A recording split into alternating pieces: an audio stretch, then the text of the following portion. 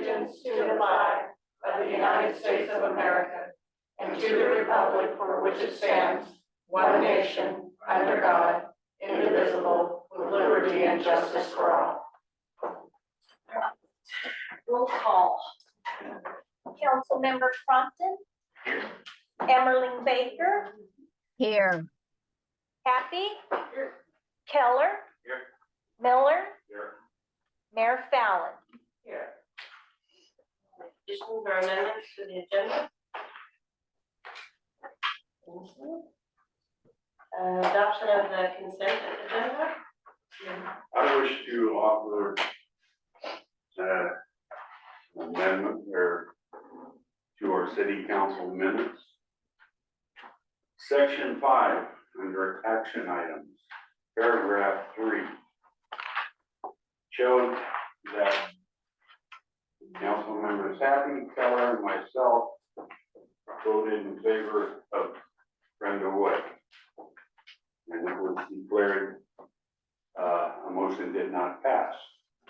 Let me read to you. Section 19 of the city charter, vote required, except as this charter provides otherwise, express concurrence of the majority or members of the council is necessary to affirmatively any question before the council. Section 30, filling of vacancies.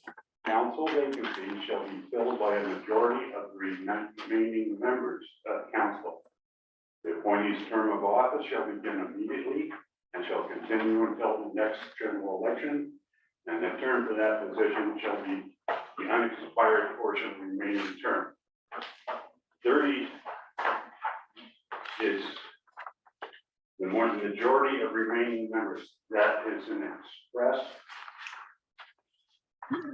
concurrence and an exception of what the charter provides. So Brenda should have been declared a winner on that 3-2 vote. Councilman Miller, we're just voting on the minutes. The That's accuracy right, of the that's part of the minutes. minutes. So we The can minutes discuss are wrong. that. The minutes are wrong. So Well, we Yes, can have Marilyn take a revisit of that if it was recorded. there's nothing to revisit, but it is a mistake that it was, that the motion did not pass when the charter expressly states that it only takes a majority for filling vacancies. It does not require 4. We'll review it. You can't redo it. It's already been done. We're on the minutes. Is that, where is that? Which I was trying to find the language about the, Section 19. I'll make copies really quick. okay. Thank you.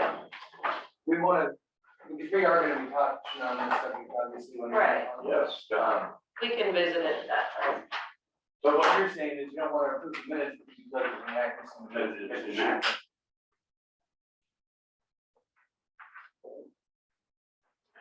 And then one other correction on that, Marilyn and the council, mayor and city council comments, just add mine. No. Thank you. Sounds like we're gonna review those. I don't know how you fix that. Which, I think that might take some doing. So No. we'll have to figure it out. It's very simple. Brenda Wood should be. Well, sworn in. we're, It's stated here clearly. we'll just. We're gonna move on to the next one. We'll talk about this. July 22 financial report. Can we get a first and a second on the rest of the consent agenda, the other 2 items on there? We need a motion to approve the rest of the consent agenda. B and C and push A. Mhm. So I move that we approve the consent agenda with the exception of 3A. A second. All in favor? Roll call. Roll call. Councilmember Crompton, Aye. Emmerling-Baker, Aye. Happy, Aye. Keller. Aye. Miller. Aye. Mayor Fallon. Aye. Now let's do the July 2022 financial report. Well, that was just approving the agenda. All right, Yeah, if we want to do separate, it needs to be pulling out of the consent. never mind. Yep. That's good. All right, public hearing and comments in the back. I would appreciate if we could just all be respectful of one another. All right, thank you. So public hearing, none? No public hearing. Action items, appointments of committees. So we had stated we would hold off appointing any committees till we had a full council. And since we don't have a full council yet, there's no committee appointments tonight. All right, I do have a question. Mary Ann submitted a application to an appointment. I'd like to know what the date of that application was received. Marilyn, do you know the exact date? I might have a copy. I want to say it was in January, but I know the exact date.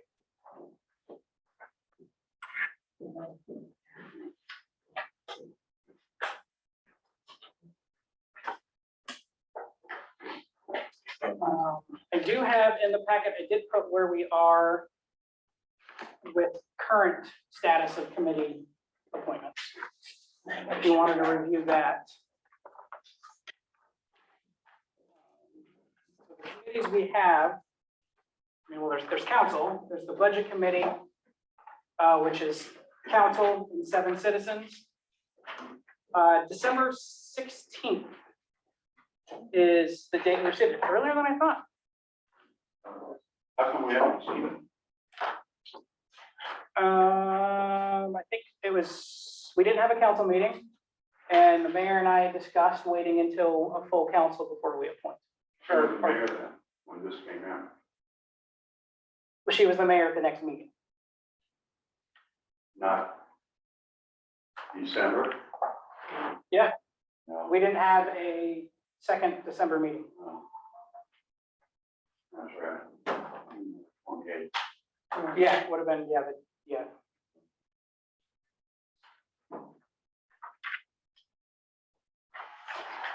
So the budget committee is 14 people, 7 of council, 7 citizens, which is there's 1 opening.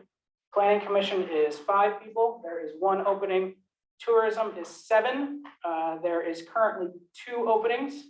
There is the joint work group with the port, which I can't really get an answer the last time it actually met, but it's usually 3 people from the appointed by the city, 3 appointed by the port. And then the architectural review committee, we have 2 openings, but that one meets very sparingly, only when there is development downtown. So that's kind of an update of where we stand on committees. You had one mission, museum committee, that's you and I. Oh, yeah, I didn't, yeah. Yeah, that's that one's separate. I did want to note, because I've been a part of other cities where a council member was actually also an active member on a committee, particularly planning committee. And I asked LOC and I asked other cities, there's no state law deciding either way, it's up to the local jurisdiction.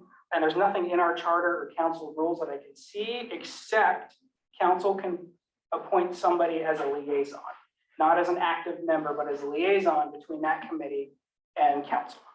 And that is in council procedures. I gotta find it now.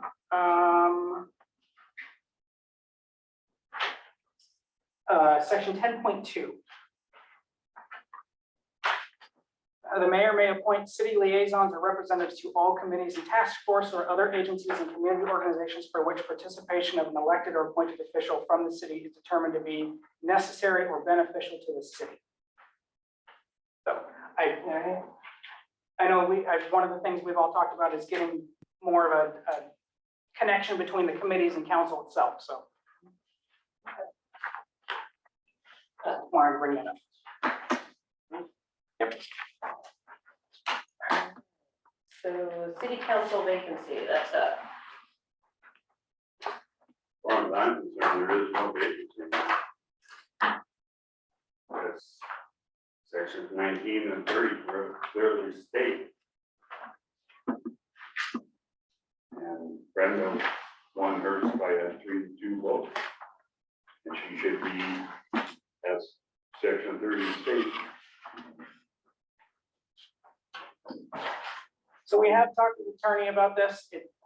Council is pretty wide interpretation of it, how you guys want to interpret it. Kathy and I did talk about this briefly. We would recommend holding off until next meeting to have Ruben at the meeting, if you would like. But again, it's up to you. So who's that? Ruben is our city attorney, sorry. So what's the, I guess, it seems pretty black and white. It says here, council vacancies shall be filled by a majority of the remaining members of the council. And it's Congress, as Butch just pointed out, and it was a 3-2 vote, not a majority. That is, yes. But then we So- also have to have 4. No. It's a majority vote, is what it says here. Unless it's Right. expressed, and it's expressed in this filling of vacancies, that is a majority vote, that it is not for vote majority. Denise has her hand up. Hello, yes, I'm looking at section 19, vote required, and it says, except as this charter provides, otherwise express a concurrence of majority, in parentheses, 4 members of the council is necessary to decide affirmatively any question before the council. So I know you read that differently, but I read it as 4 members, section 19 of our charter.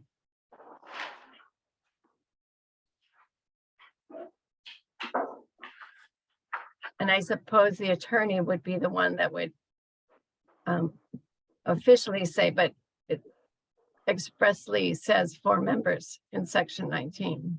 But it does say in section 19, except as this charter provides otherwise. So it provides otherwise in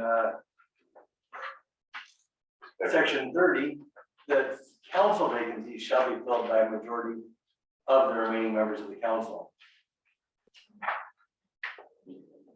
I think that with Jordan's conversation with the attorney, I think it would be best to have the attorney present, and then we can discuss it further from there. Now, From what I understand from the attorney, that we were okay with what we did, you know, no one knew, the city, we didn't know that Pam, she has been a resident here longer than 12 months, but she didn't register as a voter. So that's the challenge on that. So it was an honest mistake. Moving forward, city, we've come up with some things so we won't run into that again. well, So- it says that the person shall be. I put on still the would like to council have the attorney immediately. present. I really would.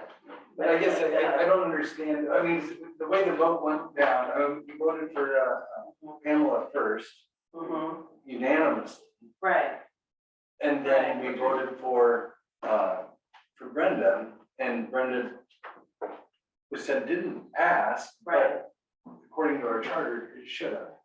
Well, according to the attorney though, he said it's how we interpret, so it's not black and white, from what I understand.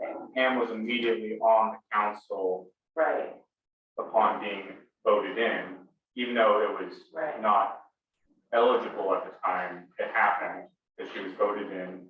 That made the council a 5. Right. She was not sworn in. So- Yeah, she wasn't sworn in, she didn't vote on that. No, She was, but it says immediately upon the vote. but she was not sworn in, so she But was the not. council does have 5 that only had 1 vacant spot. And she did not vote on that. So I But that think, doesn't mean she doesn't have a seat. I Well, think it would be Because she is interpreted, ineligible. But that didn't matter at the time because no one. Yes, it would. It would Well- matter now because she's ineligible, so anything she It did would matter prior to it would be mute. well, I think it would be a little different if Pam was voted on and voted unanimously. I think this would be different if it was between Sean and Brenda, and then it turned out, Sean, that you were ineligible. then absolutely at that point. But I'm viewing it a little bit different, and the attorney as well. So it sounds like we're gonna have disagreements and opinions, and I would really like to have the attorney be present and hear what he has to say. Eric, did you have something to say like you're about to say? You were gonna, Well, I was trying to support Mr. Compton's thesis of, it says immediately sworn in after the vote. I guess my concerns also lie with the decorum that existed after the vote. And we are in positions of leadership, and I don't know if I can support that behavior. Well. Denise, just start talking. Oh, hello, and I want to point out that since we were interviewing all those who were present and got their application on time, Sean Prompted did receive 4 votes. So does that make a difference as well? Because we were, part of our agenda was to interview everybody that was there. So had Sean interviewed first, I mean, there was no order of who got interviewed. It seems it wouldn't be fair just because of the order of interviews. Does that make sense? Because Sean got 4 votes, Pam got unanimous, and Brenda got 3. So in my mind, choice 2 were selected out of that. So again, because we didn't plan on who was going to speak first, that immediately approving would have left out, if we had had 10 more candidates, that we would have left out other people. So I just want to bring that up. I just don't think, I don't think I understand that, Denise, if you can clarify, because I think if I remember certainly correctly, I thought we interviewed everybody. And then we put motions to, as far as who is gonna be, joining us on the council. It wasn't immediately after they, conducted. the Okay, but even on that, Pete, I don't know. So if we had, I mean, that means we were racing to make a motion, I suppose. Then we set it up to racing to make a motion rather than, I don't know, moving on each one. I don't know. Again, that would be an attorney question. How do you fairly do that? Vote for each person fairly if we are, as independent council people, making motions. Are we to race ahead with the person we know, or, so again, that might be an attorney question. I don't see why the attorney, this is put in there for the express purpose of what happens if there's a disaster and there's only 3 council members left. How do you fill the council? You don't have 4 votes. That's right. but to reiterate what Jordan's conversation with the attorney is, I'm just stating what the attorney said, that's all. But that was not about this. Well, it is, I trust a lot in the attorney. I'm curious to hear what the attorney had to say. Can you say it again? You trust a lot in the attorney? Well, Let's go back to February. Councilman Miller, I want to really caution you we need to all be respectful of one another. We can all agree to disagree all day long till the cows come home, but being, disrespectful or anything like that, we can't have it. Well, So I was just pointing out that on February 14th meeting, you disagreed with the city attorney. You didn't We believe can all- what he said. we can all disagree and agree, Well, so the thing is, if he's saying caution now, I'm gonna err on when he says caution. That's all I'm saying. So I'm just going with that. no. And I guess, I could, I mean, I knew this was gonna come up tonight, Right. and I thought it was just gonna be a pretty simple decision, because Pam was the one person that like everybody agreed on, and she's eligible as of the next meeting, and I thought, well, let's just push this to the next one. I understand, but seeing what we're looking at here tonight, it just seems like it's very black and white, and to Butch's point, the reason why it says majority of the remaining members of council, it's different from section 19, and it's very, I don't feel like it's ambiguous. yes, we voted first to fill the first vacancy with Pamela. The second vacancy, we voted on Brenda, and it was marked, the motion didn't pass, but according to our city charter, it should have. And I don't know, I'm not opposed to hearing what the attorney has to say, but I feel like that's an undue expense for the city that we really don't, let's spend our money elsewhere. It's written in the charter. You're just kicking the can down the road. Well, at this point, I feel like I need to do this. There's so many high tensions and feelings about it, and this, I am gonna go with the attorney's recommendation and to attend the next meeting, and we can kick the can down the road the next meeting, but I think we need a motion. yeah, I so. mean, I think that, you know, we've got a, Mhm. city committees, I think this is we need a motion and a second to decide that. I don't think it's something that Okay. just one person can decide. There's another one. So, Councilman Miller, I'm gonna please remind you that we just need to be respectful. We've got to not add comments. So we're all trying to get through this. So, and, to speak to, Mr. Keller and Sean Crompton, Cascade Logs have a history of, where people come to meetings and from what I understand, yelling and, or just strong opinions. And I'm a fan of all day long, you can have your opinion. However, you've got to be respectful and you have to have good tone and manner, and you can argue till the cows come home, but you've got to be respectful towards one another, because behavior where people get mad, cuss, yell, and all of that is not okay. It's not. Things don't get done that way. And if that behavior were to happen, at the Capitol, or I'm sure things get heated at the Capitol, but in meetings or anything like that, we can't have that behavior.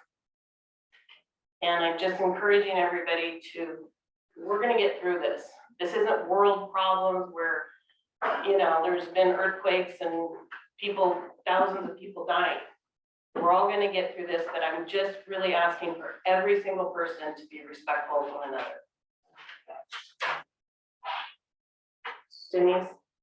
I wanted to point out, I can't see everyone who's there and I apologize. Is Sean here tonight? yes, I am here. Yes. So this opens up a whole new can of worms as to whether or not Sean can vote if this question still remains, because Pam was voted in unanimously. And therefore, I am a proponent of the votes that we made. I believe that the 19 may clearly supersede, because we had the potential for 4 votes. If we didn't have the potential, then 19 would fall into place. In my mind, I'm not the attorney, but bearing in mind these questions that are arising, comes the question as to whether or not Sean is voting tonight. Therefore, I am staying with the vote that we made, and I think with the appointment at the right date to meet the voter registration, as advised by our attorney, is, to me, sounds like the most fair choice for Sean, Pamela, and Brenda. But I will, I just wanted to point that out as well.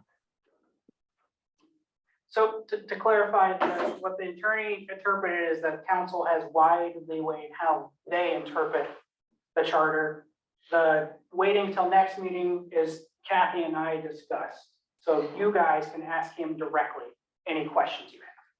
Just want to make sure that was stated. I just want to tap on to what you were saying, and I think that discourse is often messy, and I think that there's a real danger if everybody at this table has the same mindset. The fact that there's disagreement and different opinions, I think it's really indicative of a healthy democracy. To your point, we need to be respectful, not interrupt. and really make an effort to listen when we don't agree. And that's really hard. But I think that that's really important.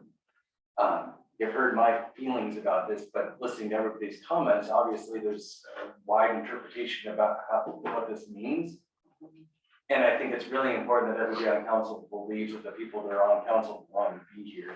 And I think that personally, it's really important that everybody, for our council to function effectively, we really have to have consensus in that. And so if there's anybody that has, I guess, doubts about the way that this moves forward and we're not all on the same page, and I think what's the harm in waiting 2 weeks? And I'm not a big fan of keeping things down. But really, we don't really need to fill the vacancy right now, and it might be a better way for us to get a third person to weigh in on some of these issues that we have disagreements about. My other question on this topic is, in the minutes, it reads that Brenda was moved to appoint the second seat, which failed, probably shouldn't have, but did. But then I was elected 4-1 for the second seat as well. Does that invalidate my seat here if we assume that Brenda's was the only true good vote? Because the first seat was already motioned to be filled and was filled, even though it was filled incorrectly. No one motioned to refill that seat. And once again, I think it's the attorney. I would like to have him here so he can help. Because it sounds like it's open to interpretation, so one could say one and the other could say the other right now, so. Like the answer to your question would depend on who you ask at the table. Right, Yeah, Exactly. right, that's an honest answer, yeah. yeah. So by taking the broad brush of interpretation, it could be said, yes, that you are ineligible at this time.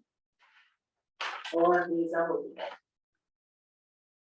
One or the other, It's not clear. it's not clear. I mean, it might be clear to one of us, but I don't think it's clear to all of us as a whole. And I think that's important. Right. Do we allow Sean to vote tonight? He's technically a counselor, so. Okay, I think he was sworn in. Yeah. Mhm. You're sworn in, so. I guess if everything had gone right, it would still be only 2 eligible people showed up to be appointed, and I was one of the 2, so. Correct. Well, I thank you, move- Sean. Thank you. Do citizens get to comment on this? Not yet, we have comment time. I move that we postpone the filling of the vacant city council seat until our next city council meeting when we have our city attorney present. And we can discuss this in further detail. I'm sorry, I'm not trying to be rude, but how do citizens give their point of view before you guys make a vote? If you're gonna take a vote, then you've already negated what the citizens have to say. From what I understand, we're gonna go, you have that opportunity on interested citizens here.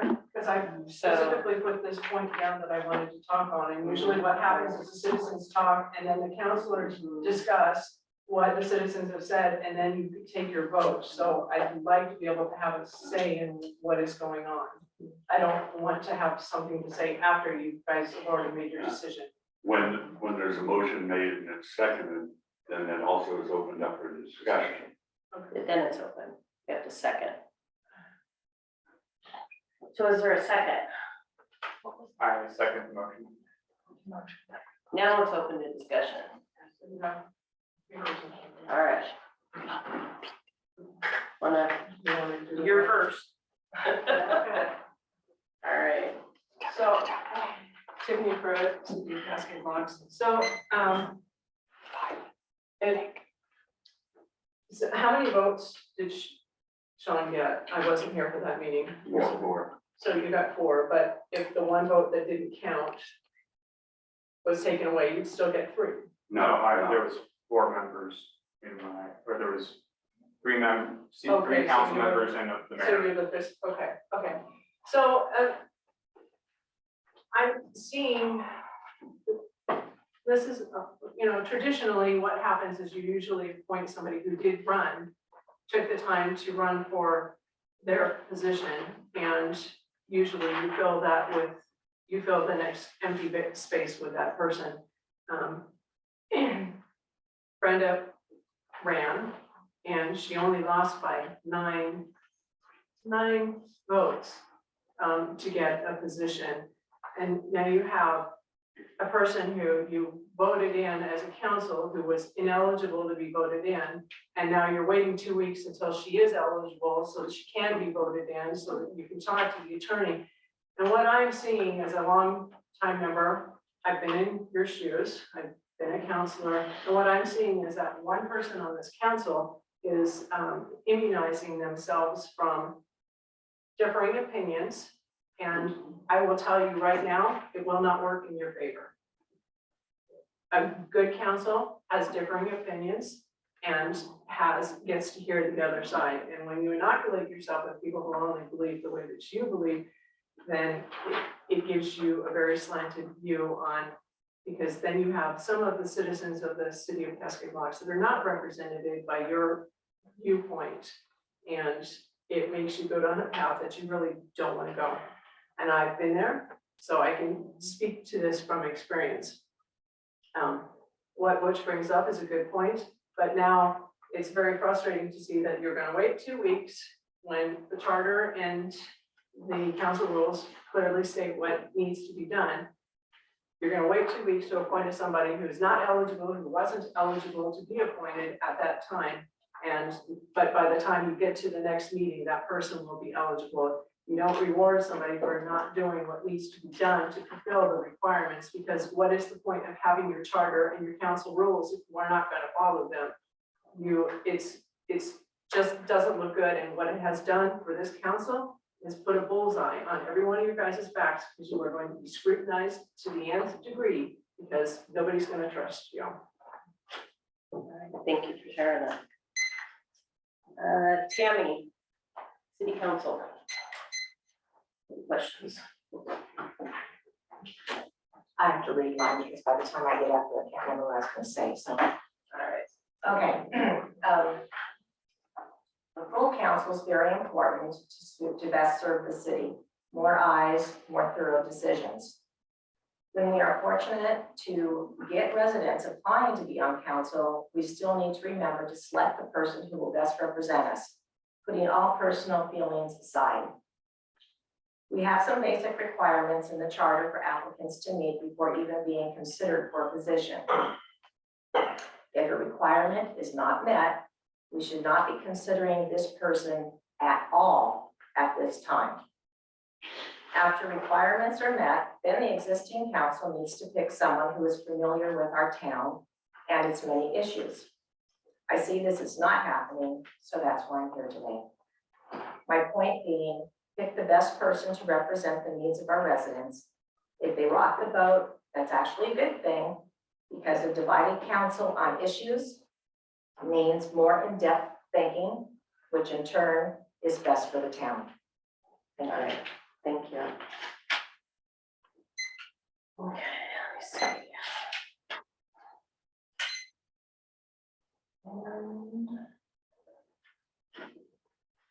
Is there any other comment? Let's see here.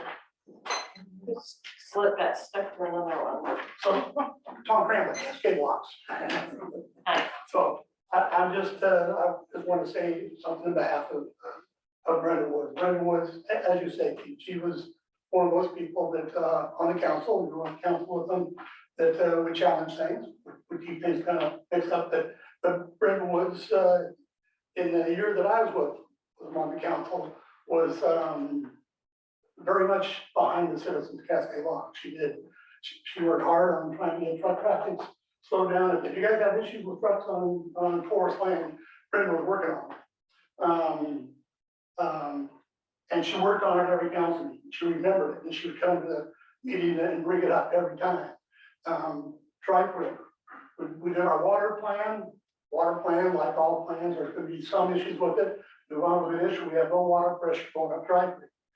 And we were dragging, it appeared that we were dragging our feet on getting the pump and up and getting that running, getting that water to those citizens. She doesn't live up there, but every council meeting, she was on top of going in and putting pressure on trying to get that down. And Brenda used to come to, I was on council for 1 year, but she used to come to council meetings. She was involved, she was a citizen involved here, she's been living here 14 years. She's a business person here in town. And she ran for office. So technically, in order to get positions on council, you should run for the position. And you get votes, and that's what gets you on in. But there are situations where people, well, you get shortages, you have to wind up appointing people. But remember, that's an appointment. Nobody voted for those people, anybody who got appointed. Brenda wound up with 305 votes, 700 some that were cast.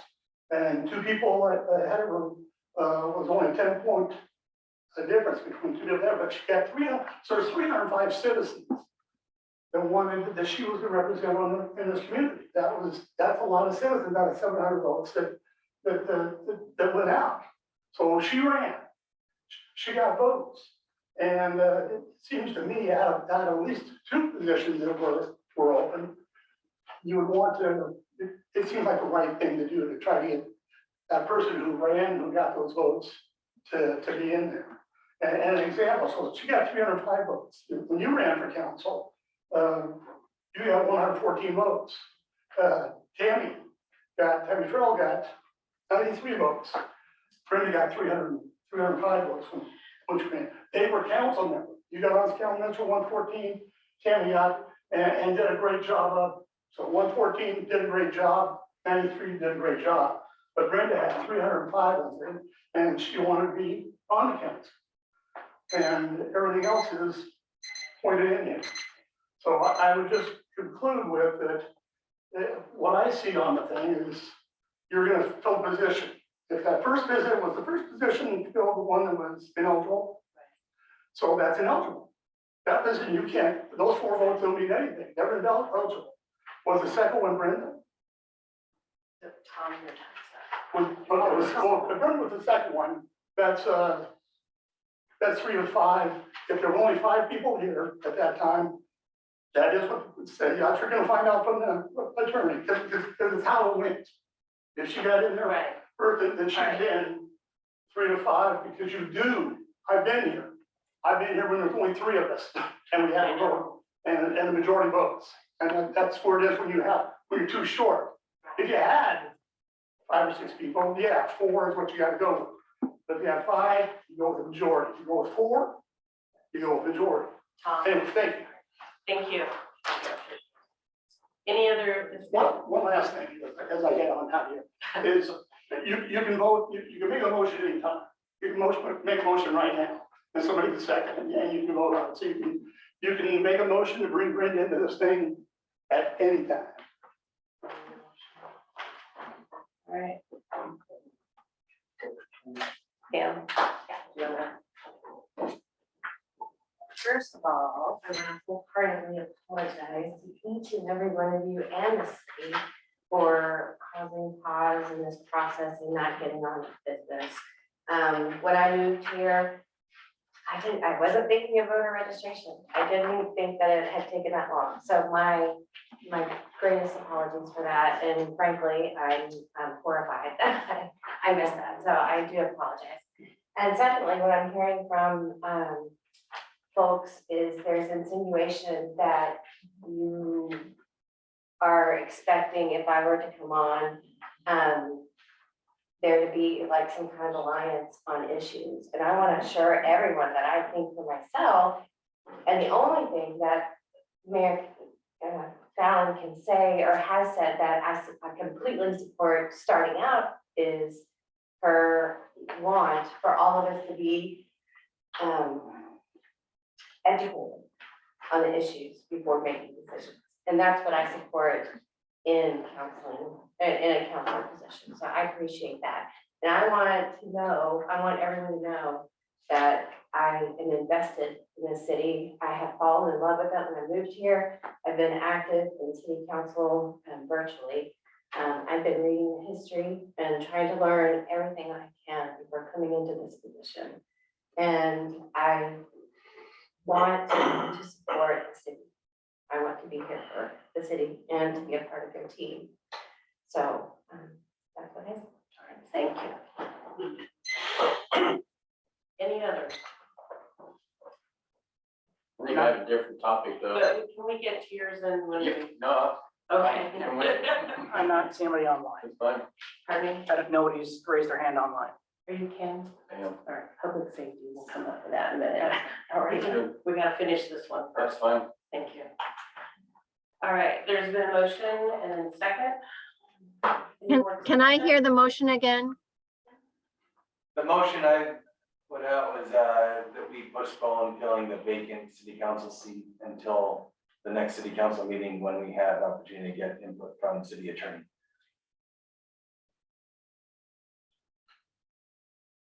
Any other discussion? It was my understanding that the council was to determine how to fill a vacancy. And at the first meeting, we decided the process of how to fulfill this vacancy. Again, we have a vacancy. It's my understanding that the council gets to decide how to fill that vacancy.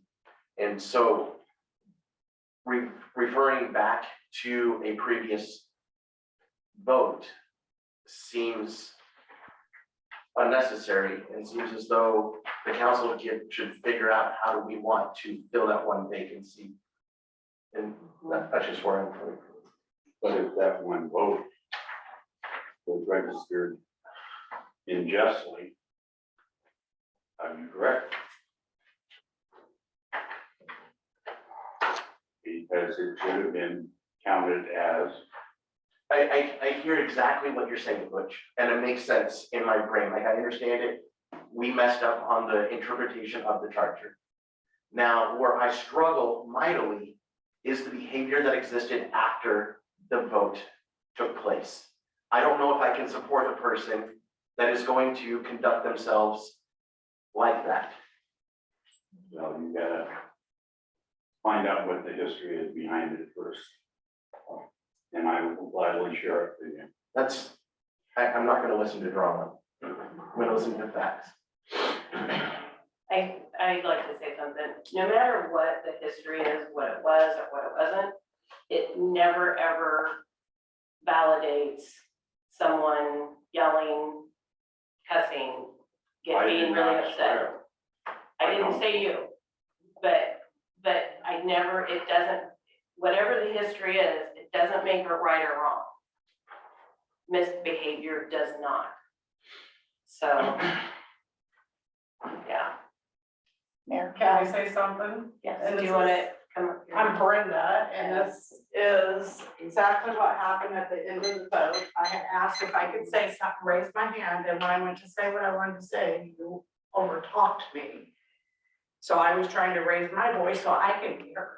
And then we started swearing people in, so there was a lot going on. It wasn't just my drama.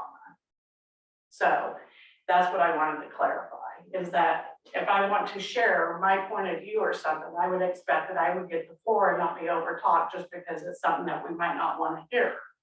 Just as if you guys are sharing something that I might not want to hear, I would give you the floor and the courtesy of letting you have it instead of trying to overtalk you. That's all I have. Thank you. I also want to mention that to fill a city council position, you have to allow for public application of at least 2 weeks, so we can open public application again tonight. And have another vision vote then, because how I'm seeing it is Brenda should have been elected, but that didn't happen. She wasn't sworn in. Somebody who wasn't supposed to be was sworn in, but that is invalid. I was sworn in with a valid vote. So I'm only, I would now, election, I was the only properly voted individual. From there, we need to allow for the general public to, if they want to fill that spot, to apply and fill the spot. And if the city attorney comes in next meeting and says I'm correct, you would end up having to throw those away.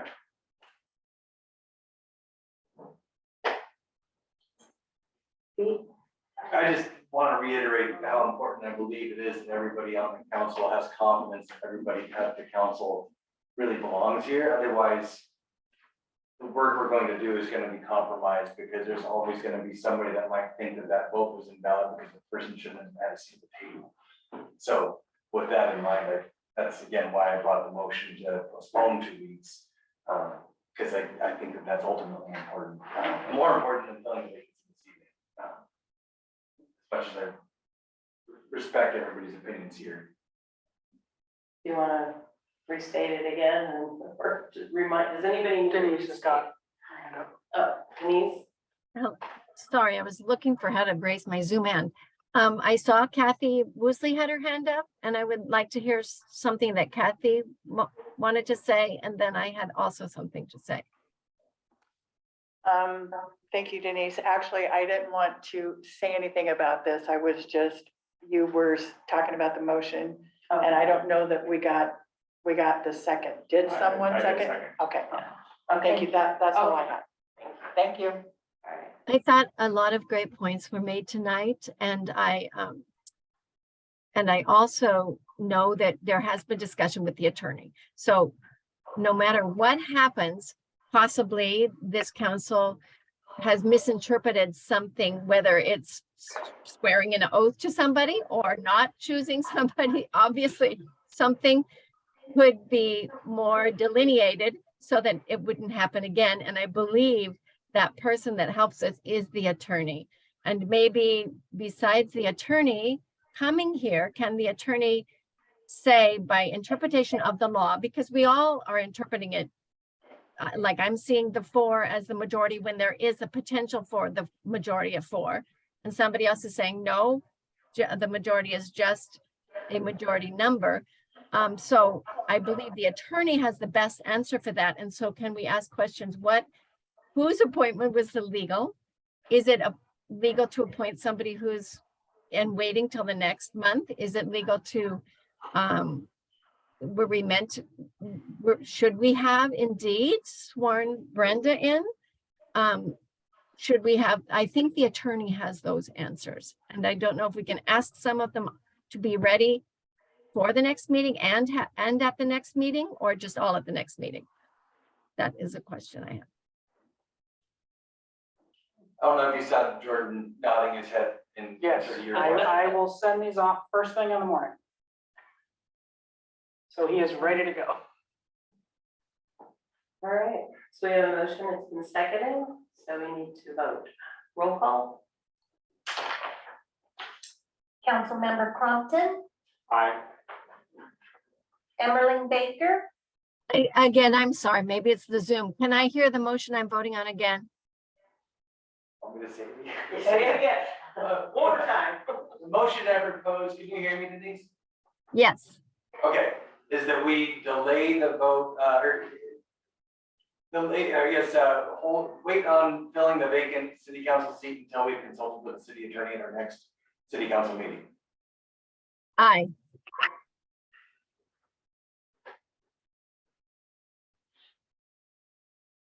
Did I say that right? Did you hear my aye? Yes. oh, okay, aye. Yeah. Happy, Aye. Keller. Aye. Miller, No. Mayor Fallon. Aye. Okay. All right, next one, strategic community vision proposals.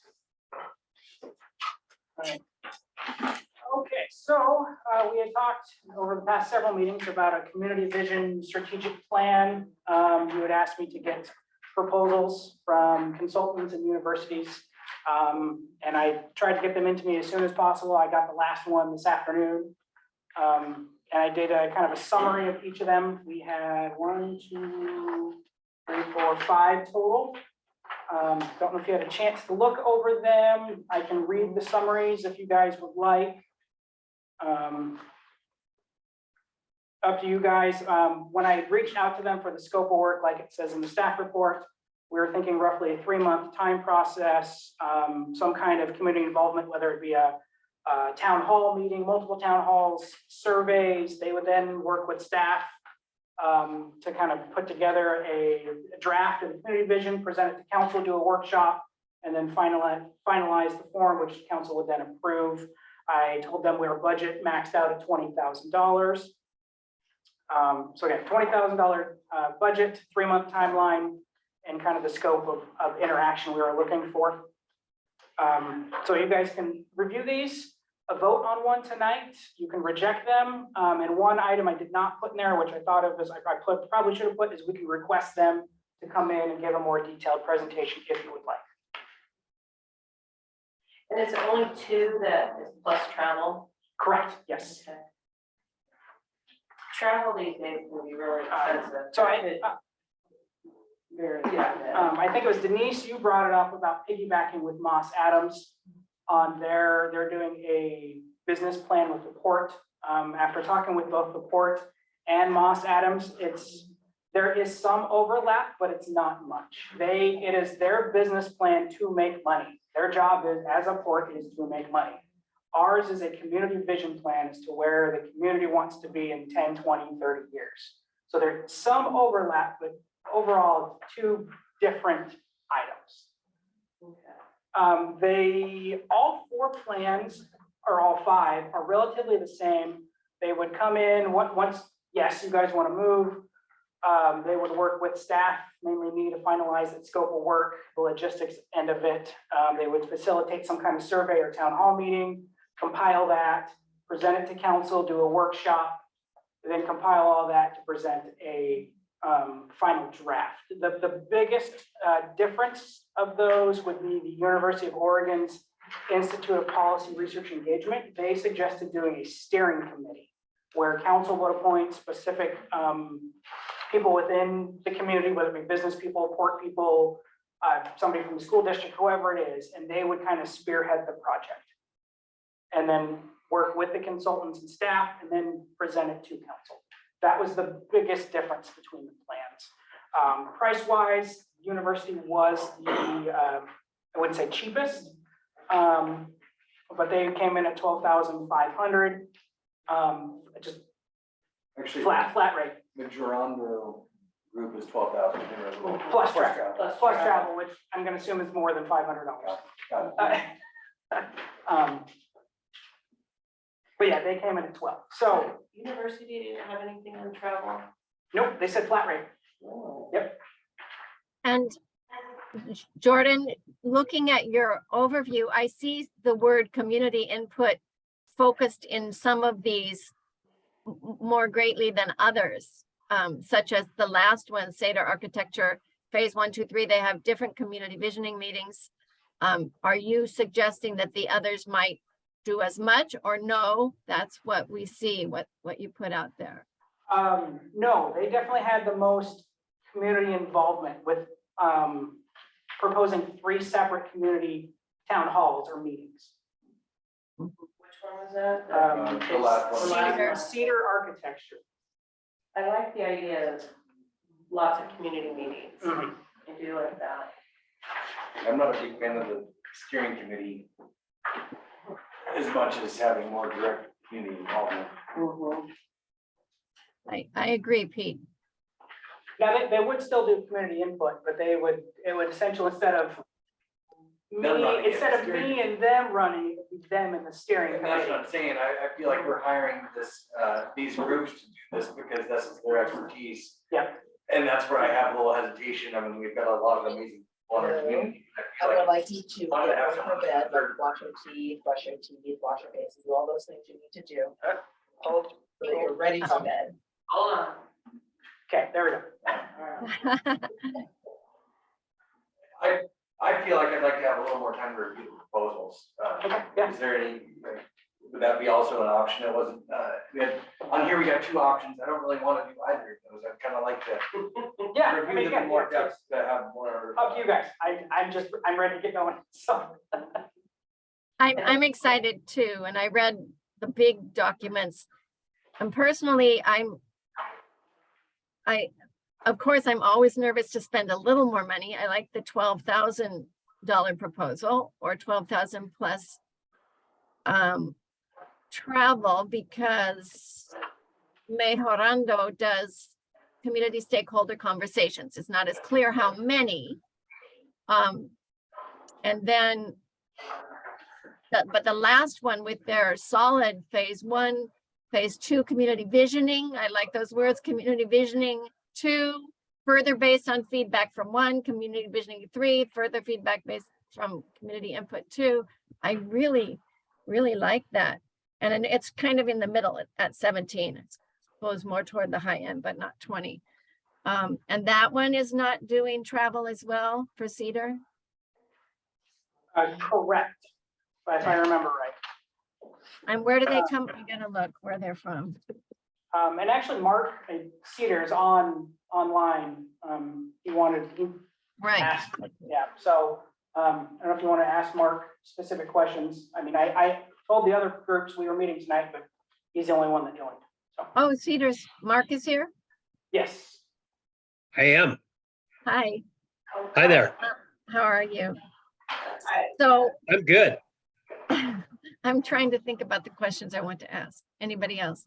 My concern with this. When is the time you could begin, Mark? And when do you think we would be at a place where we were developing this new plan?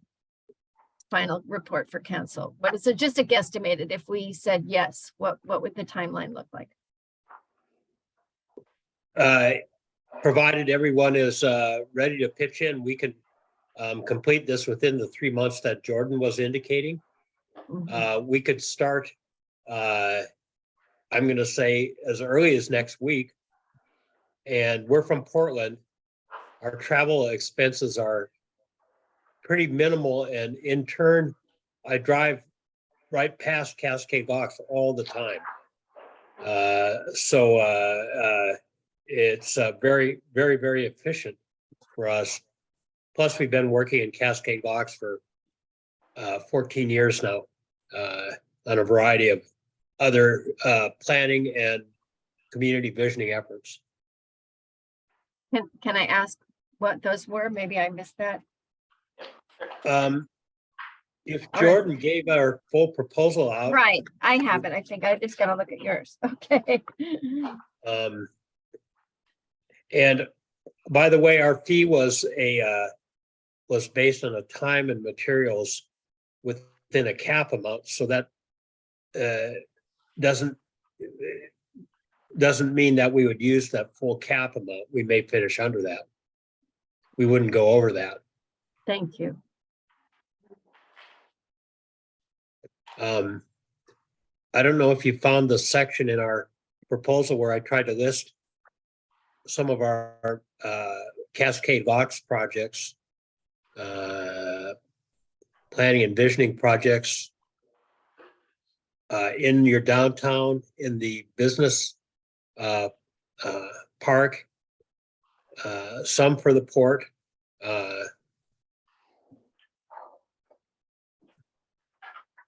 Some private parties. Thank you.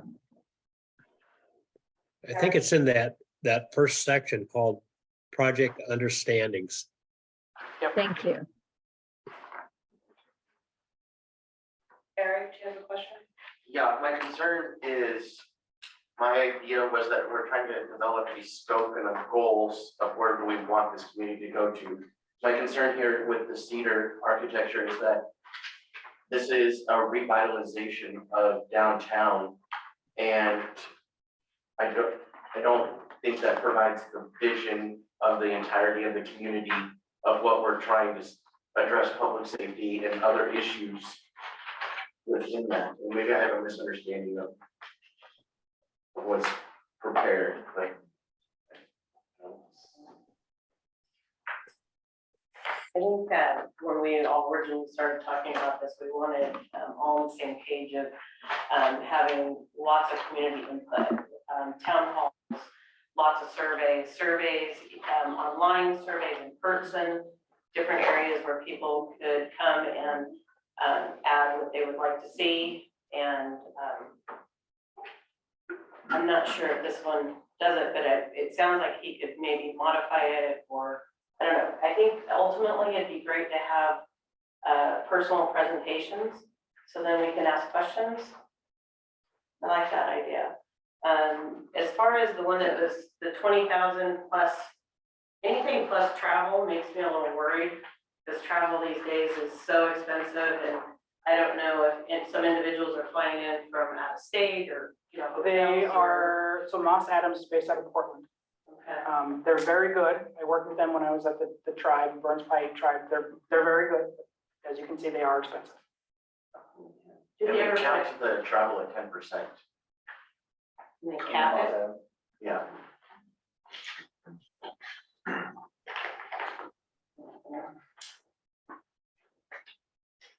Could this body develop a list of questions that we sent to each of them? I know they're busy, and I don't know how we meet with them in a public setting.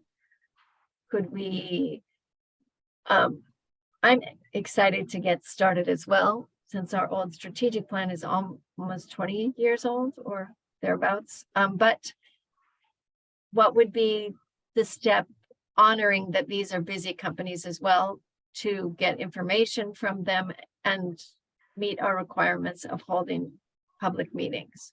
Well, does anybody have a thought on that?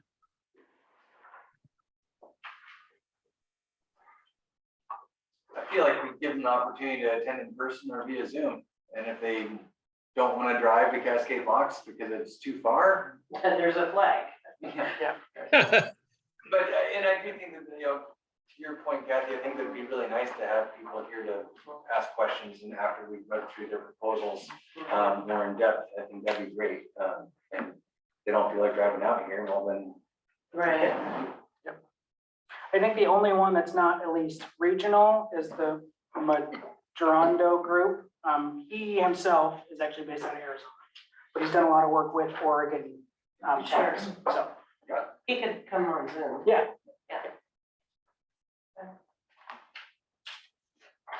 So yeah, I can reach back out to them and ask them to present at our next council meeting. Or Do whatever. we, sorry, Say, or whatever council meeting you want. Next, I would be for the next one. So I know we all want to get started on that. We need a vote on that.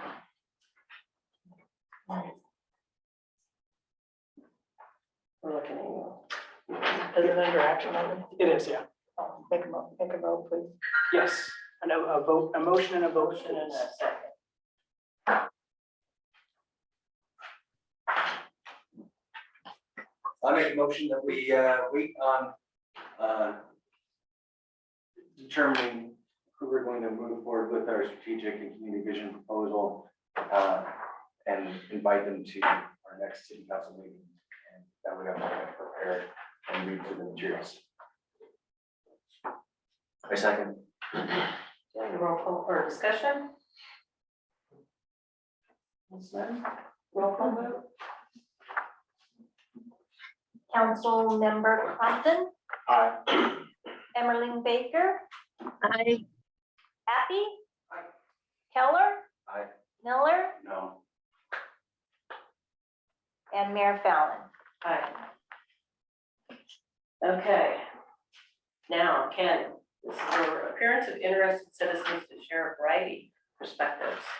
Okay, I think most people know me, I think you're probably new to me, Nathan. So, which knows me pretty well. So last 4 years, I've been doing our neighborhood watch on my own with one other person, which I won't mention through audio. Okay, You don't know who's listening in. okay, fair enough, fair. Jordan and I talked about 3 weeks ago about an incident that's happened. And I think that's been resolved. Jordan, I don't know if you've heard that one or not. We got rid of that one. I haven't heard of that. So with all this great growth that we want for our community, comes a lot more problems. Okay?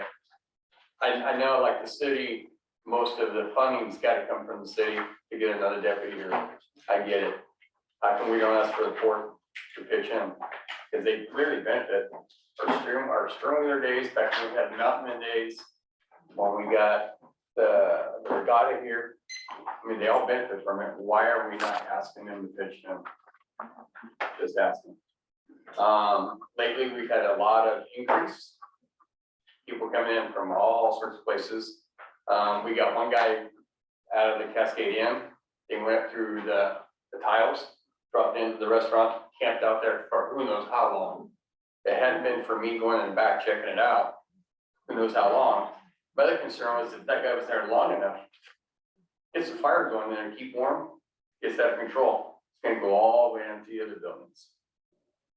I think if we had another deputy, you know, we can kind of see things a little bit better. We had 4 drug houses here. I think we're down to 2, I think now, which is great. I talked to Mark a couple days ago. You guys had someone try to climb our back fence back here in the yard. I went around the other side, flashed my light at him. He was running, which is great because I'm out of shape anyway. So, but that kind of stuff, it's gonna go. It's gonna keep coming. We're seeing more of it. I don't know if you guys have cameras out back, you know, but I'm really concerned more or less with our community, of course. We got a lot of elderly, we got a lot of disabled, we got mentally or physically. We got a lot of young kids here. We got needles just thrown around. Really concerned. We got a lot of little kids here. Fentanyl is on the rise. We all know it. MS-13 is in our area. I don't know if you guys even know who that is. Mr. Kelly, you might know who MS-13 is, maybe from the high school talking about it somewhat. So times are changing. You know, I really think we need to get somebody else down here. You know, I'll keep doing it. And I think I told Butch, Tom Cremant knows, I'll keep doing it. It's my own time. I don't mind. But I'd really like to see something kind of evolve and something happening before something bad happens. You know, and in this town, you know, we really rely on revenue. You know, and if we don't get a handle on it, PCT days, those guys will never leave their camp. They'll probably just come in and shop and they'll leave. You know, and that revenue, that's huge for us here. It's huge. You know, I want people to feel safe here. So. I know we normally don't comment, but we are working in previous administration, the council, it was like a 1-hour planning, and then we had about 10 minutes to say what we wanted. So that this council is wants to hear from the public, wants to know, you know, where, that's why we're doing the survey. And then also we're having a 1-day whole workshop, whole day, and I know public safety is gonna be one of those topics because we all feel the same. Okay, Very much so. great. Thank you for your time. Thank you. So I'm not down on the section that can I talk about? Well, there's one other gentleman before you. All right. Brenda Kremlin. Jonathan. Sorry. I was looking at him.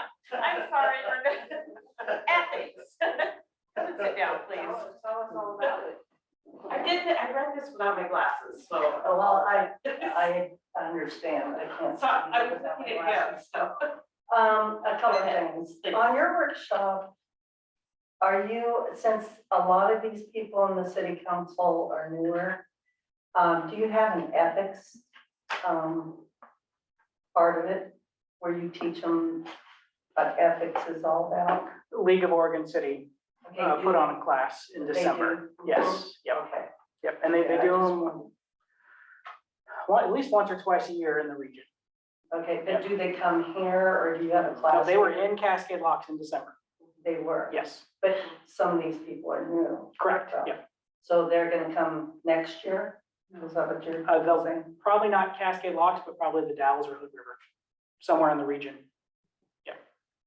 And the ones that didn't come, they have a little stick for the computer of the whole ethics training and everything, Okay, so. okay. Also, I know some of the city council is against some of the things that Port's doing. But, I would like to suggest that if, some of the city council did not watch the court meeting the other night, last week. The gentleman that is wanting to bring the data center in, Mark Johnson and him were talking and gave facts of what they're going to do. And I think since some of the city council is against that data center, maybe you could invite Mark Johnson and this gentleman for the data center to come and tell all about it, and then answer questions of the city council, because the facts aren't being told.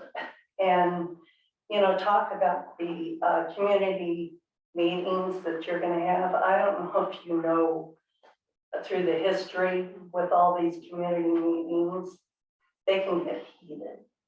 And I would suggest maybe just one community meeting, because they get real heated. And surveys that they can send in might be a better idea, instead of listening to people, because you're only gonna get so many people from town at those meetings. You're not gonna get the majority. So you're not gonna hear from the majority of the people.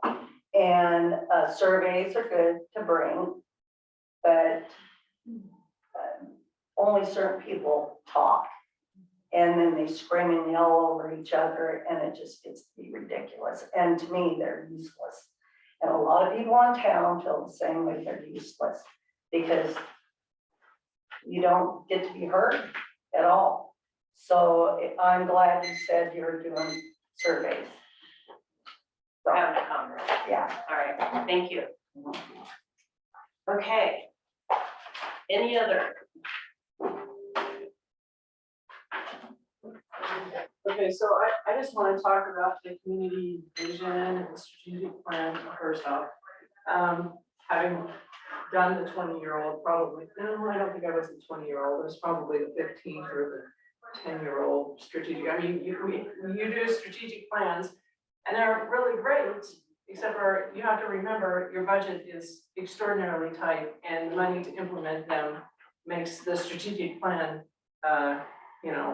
not worth the paper they're written on, because if you don't have the money, I mean, it's great to have a vision. I mean, we've had this wall filled, all of these walls filled with strategic plans and bump outs and beautiful sidewalks and glass buildings on either side of the road. I'm not seeing that. And, people who've lived here for the last 40 years, I mean, we've had 2 restaurants come in. So just a cautionary tale before you go too far down the rabbit hole. Also, I wanted to say that the attorney can interpret things the way that he wants, but he's not a council member. Ultimately, the decision is up to you.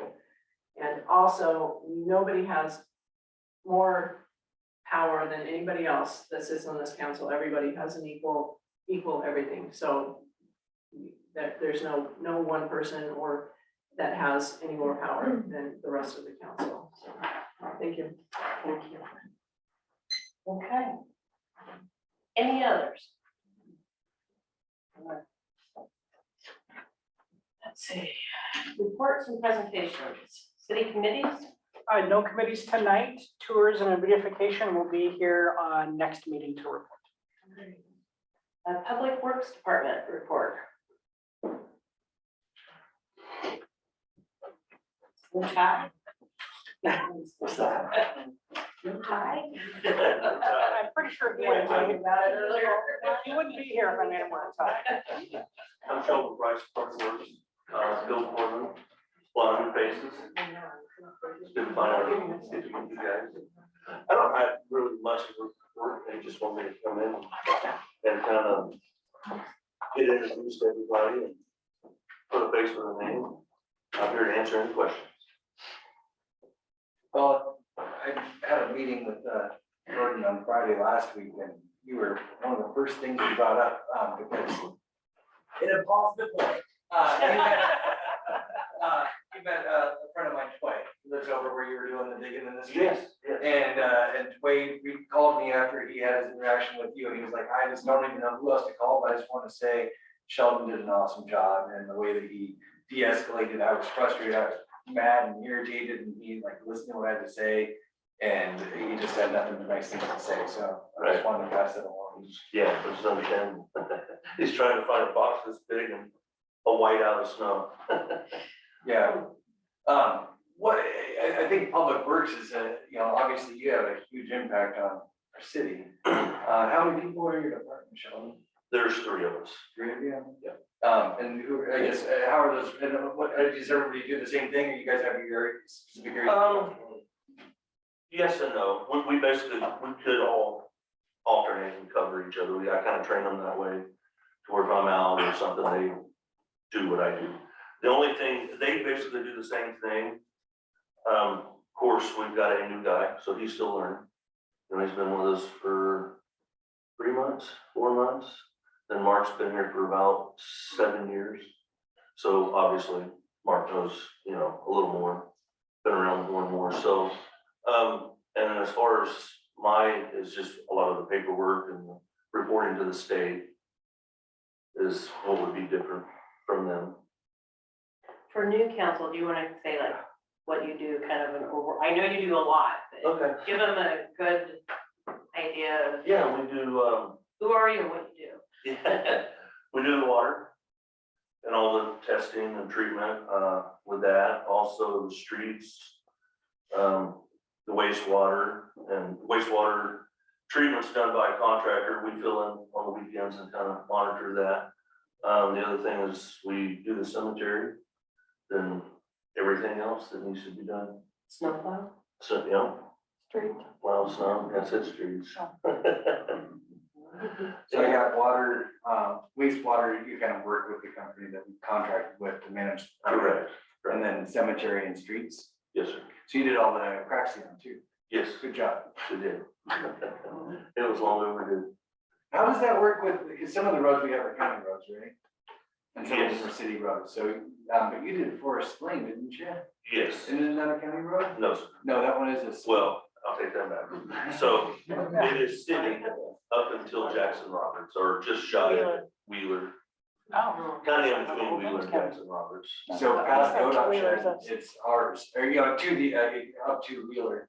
Yeah, from Wampum to Wheeler Street is the cities. Beyond that is county, as far as Forest Lane goes.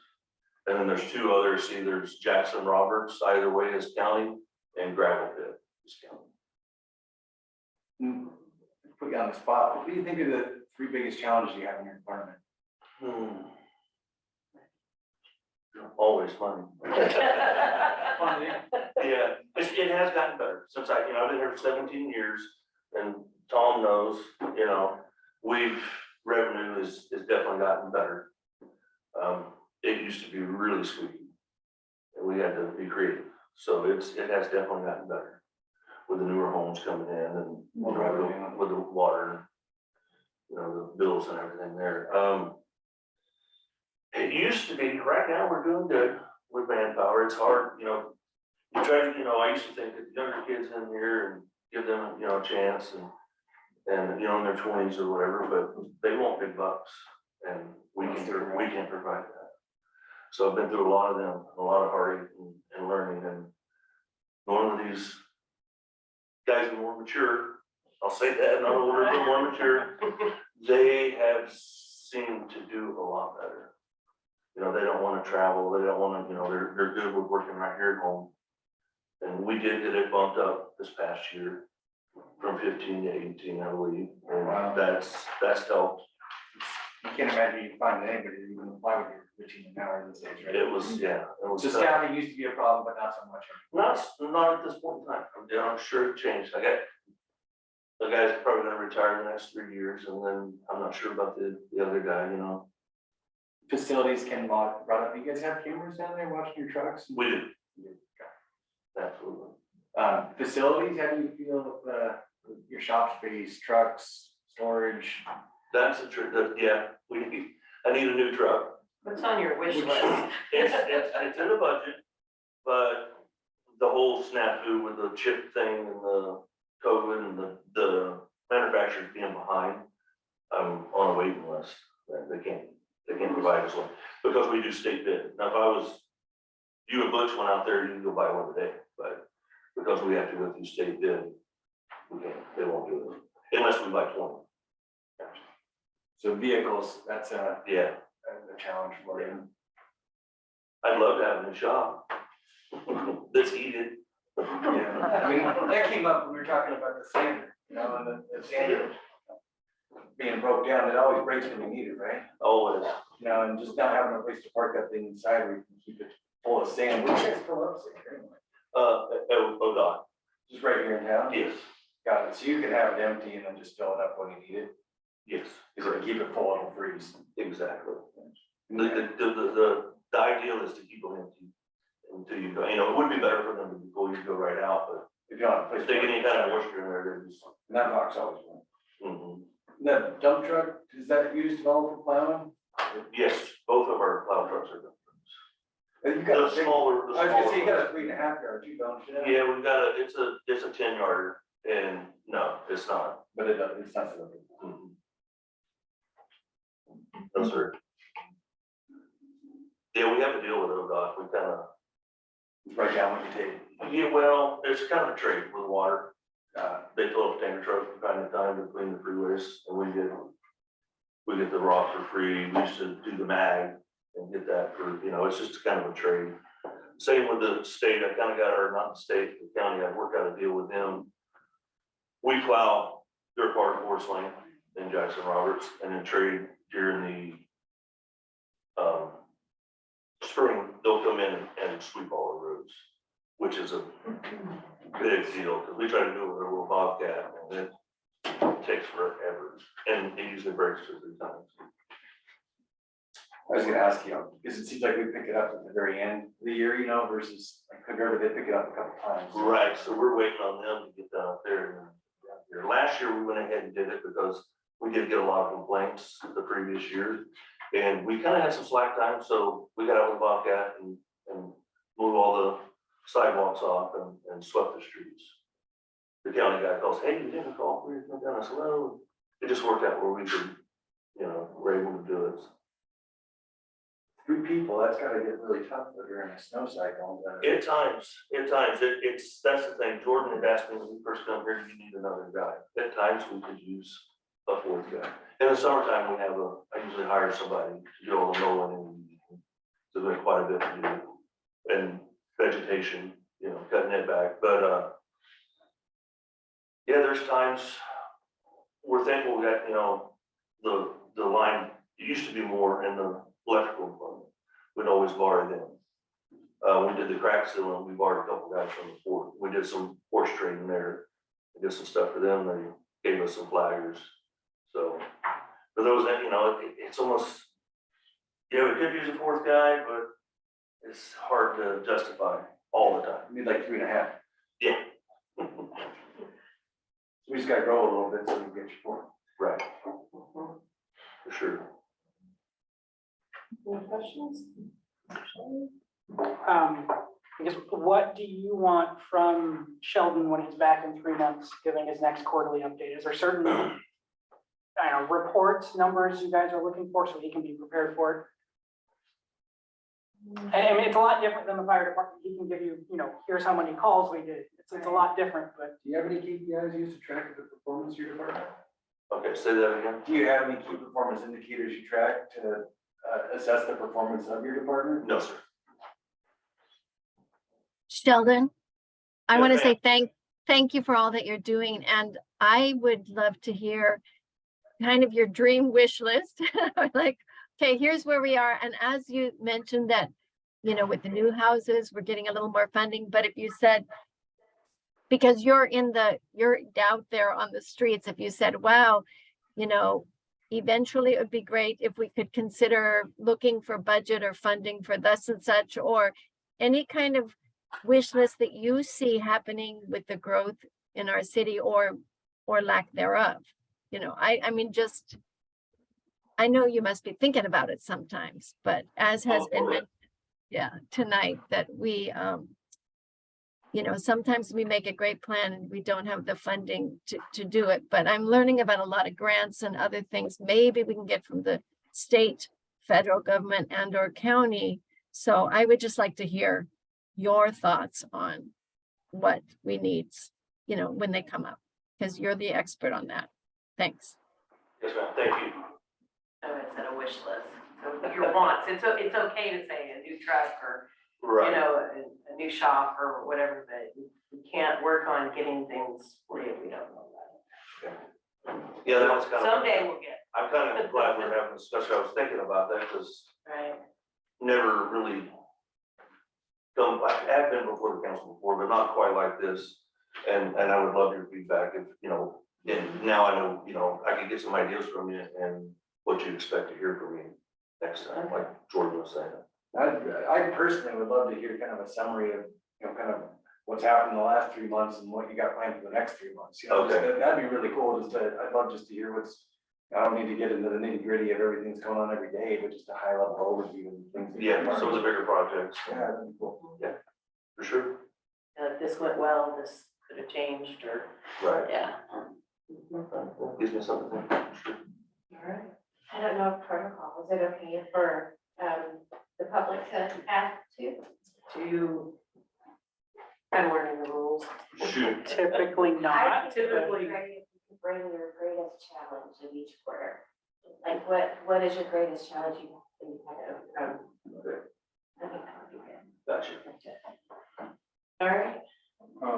Do you have any like big projects or not even big necessarily, but like important projects that are coming up that you would like, that you are not sure if there's funding to do? There's always, yeah, I mean, there's always something to do, and I'll say is paving some of these streets that are getting pretty raveled. I live on Wheeler Street, but Wheeler Street's a pretty bad one. There's several other here in town that could use, but you know, it's a lot of money. But the main, you know, what we kind of have been focusing on, like Forest Lane, you know, rough cracks in the lane, they don't look that bad, but take care of your best streets first, so to speak.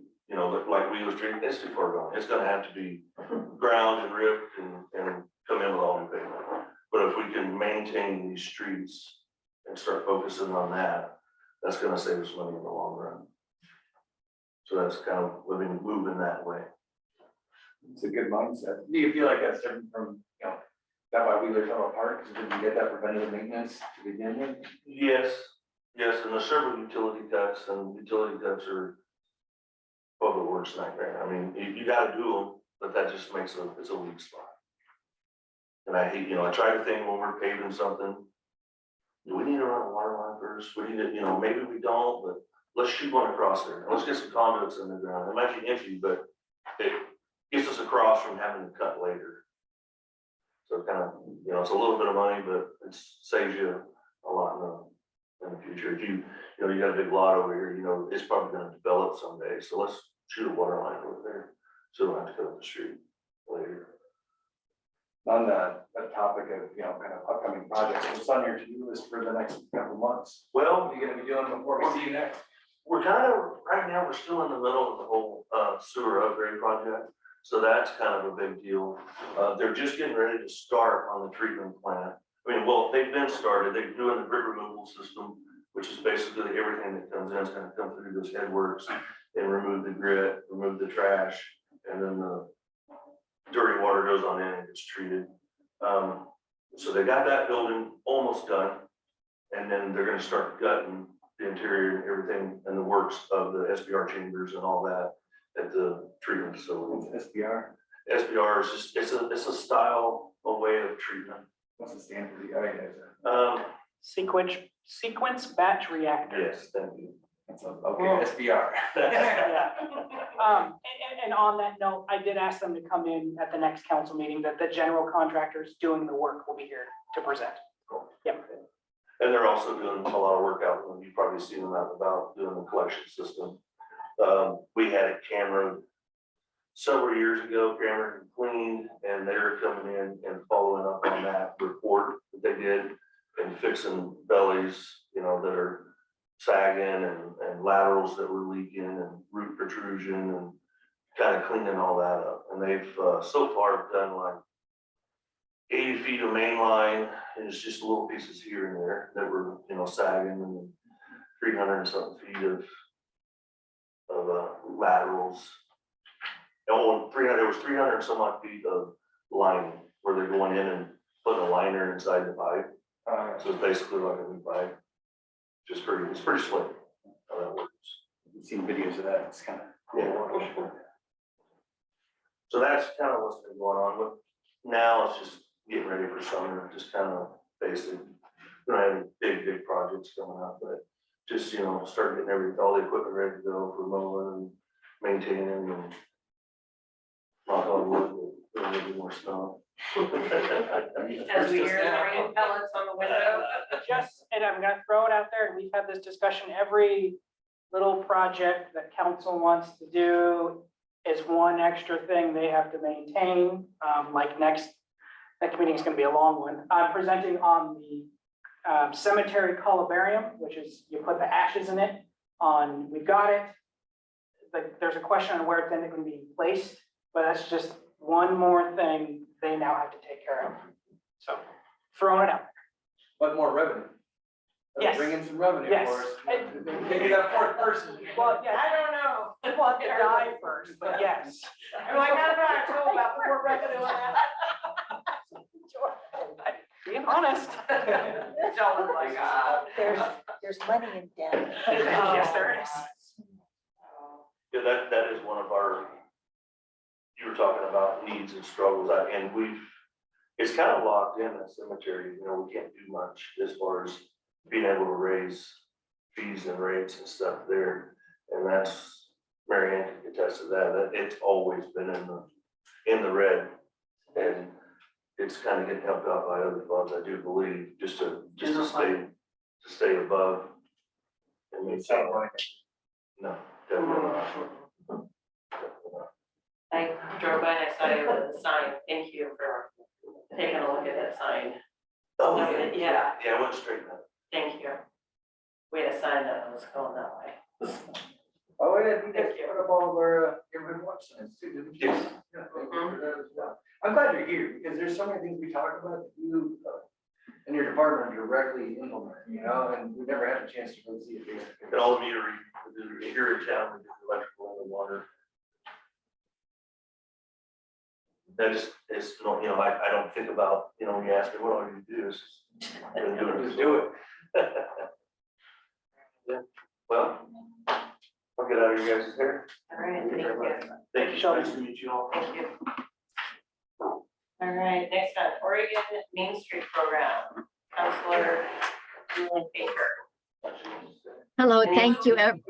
Hi, thank you, everyone. I know you had a lot to read this time with the visioning proposals and many things. So I appreciate your looking at this. I did just put in your folders a couple of pages that show, if you got them, the little circles that show the benefit of the Oregon Main Street program. And where this is coming from is a team of us went to the League of Oregon Cities Day, and we met with our representatives, and we went to trainings. I met with all of the state agency tables that were there, the Oregon Parks and Rec, Department of Energy, Business Oregon, Oregon Department of Emergency Management, Department of Land and Conservation and Development, and every single one of them talked about Cascade Locks, said, yes, there's money, but you got to jump through hoops first. And so this is one of the first hoops I wanted to jump through, because this is part of Oregon Park and Rec.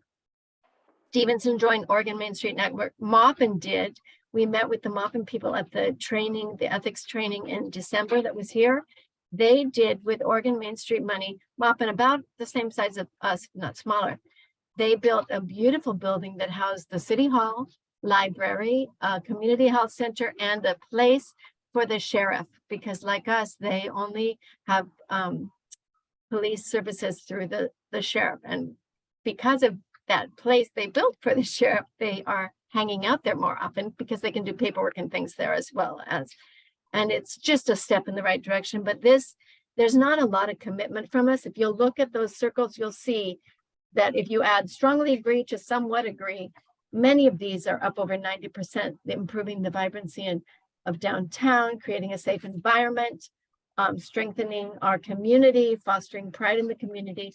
And often a downtown business association might do this, but often in the beginning, cities join because we're nonprofits at the level called connected communities. And we have to belong to apply for their grants.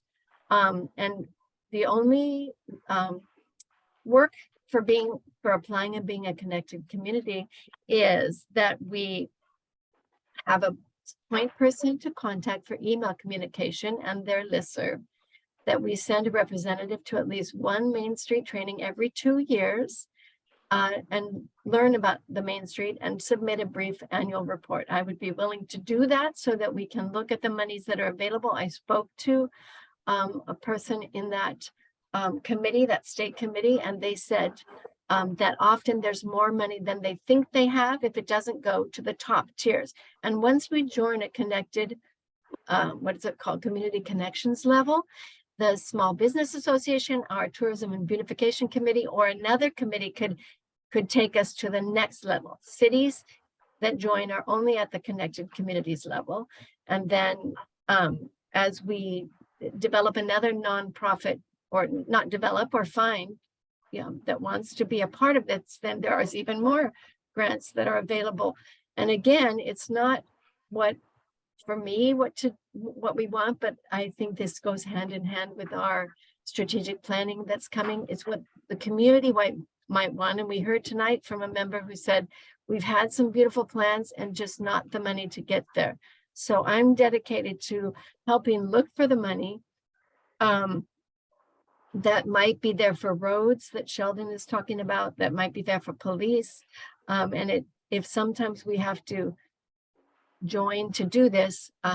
So I didn't email the application to you. It's a 1-page. I'm happy to fill it in tonight. And if I were the designated contact person, it would just mean that I get the emails. I don't even have to be the representative, and I would certainly share those with council. And then, or we can say, sounds like a good idea. Let's think about who we want to be the designated contact person. I just am excited about all of the opportunities that to look for funding that might be out there for the things that would improve our community, what the community is saying we need, what Sheldon, what other people in the community. Any questions about what you read? And you can read more online, or any questions to me? What's the cost to join this? No cost. There's no cost. No cost. I've learned that by going to these events and funneled in through this organization called League of Oregon Cities, which is a free organization as well, that they are trying to help cities get what they need. And we know it's difficult. So funneling us into the places where we can share our needs, share our desires, and get the money.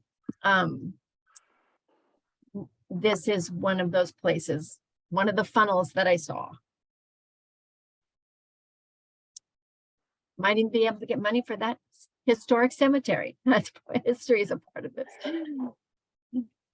So I don't know if we need to make a proposal that says, I'm sure we probably do need to make a proposal. So yes, let's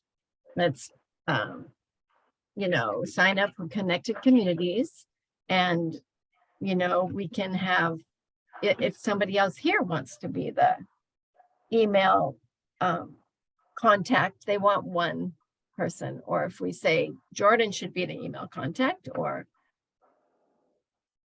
again, the other reason I brought this up is because while the application is rolling anytime we can apply, there's a timeline for grant funding, which I don't get to hear about the grants till we're in. So the woman in Salem said, you need to apply now. While there isn't a timeline to join, waiting could potentially, preclude us from being able to be eligible for some of those grants that. we put up. Mhm. Well, I gotta say thank you for doing the legwork on this, Denise. I think it's great. We saw, I think, in the community, survey we did, Main Street was probably I think it was #1 issue, wasn't it? Right at the top. It's up there, yeah. One of them. So I know it's something that, many people mentioned when they've sat on the interviews to be on city council as well, something they'd like to see different in their town. And I feel like it's sad to see our downtown not represented anymore. Well, and I specifically asked about current private owners of businesses, could they get money for improvements? She said, yes, if it met the criteria. And again, it's a lot bigger than just improving the look of downtown. It can be for events, it can be for all sorts of things. It can be for historic. So yes, I'm not exactly sure it would be when we see the need, when we hear what maybe one of our current businesses or a business building that is not, there's even funding sometimes, it might be matching funding to help a city buy an abandoned or derelict building. And when they have the plan for what might happen with it. There's interesting many options of how you can apply for funding. So again, hopefully it would be in time, we can look at our plan and workshop. Do you have experience with grant writing? I do, and I have colleagues that do and know how to grant write without paying by the hour, because you write the grant writer's fee into the grant. So that is the grant writing that I'm most familiar with and have done. And so, or for free, I would do it, but I have another colleagues that are grant writers that don't need to be paid unless the grant is awarded. So, and that's written in. So yes, and again, I feel really comfortable with the people that, it was pretty great to meet all these state agency people that said, oh, we'll help you. We'll help you do this. And then of course, League of Oregon Cities too. Saying we want to help you if you're dedicated. And don't get me started on all of the things. I asked about money for the fire department, asked about money for the roads at different departments. And they're like, yep, you got to meet with these people and talk. And I'm like, okay, I got to start with one. And I'll keep looking. So Denise, it sounds like if we vote on this sooner than later, then we can find out what grants are. Right. And it doesn't commit us. It only commits one person to going to a meeting once every 2 years. And it can be a designee. It doesn't have to be me. And we can vote on who that is. Or I just don't want to make more work for anybody, so I'm willing to do it. But if this body feels like it's better to ask somebody else, that's fine too. Or if somebody stepped forward later, I could begin and somebody could step forward and we could say, yeah, let this person go. Sounds like a no-lose situation. You get in for free. One visit every 2 years. That's very doable, and access to grant funding. Denise, and the people that you chatted with that are involved with this, who is representing the cities that are part of it? Is it somebody from city council or is it somebody from city staff? In some with the connected communities, it is the city council, is what the woman told me. I don't have written proof of that. I am more familiar with Main Street, whereupon a business association has gone to the next tier. So they moved from community connection with the city to the next tier, which is a business such as Stevenson. Stevenson Downtown Business Association is part of Oregon Main Street Association. So that if you've seen some of their events, or they have brochures in the farmer's market that talks about that as well. And some of the improvements that they've done over there. They have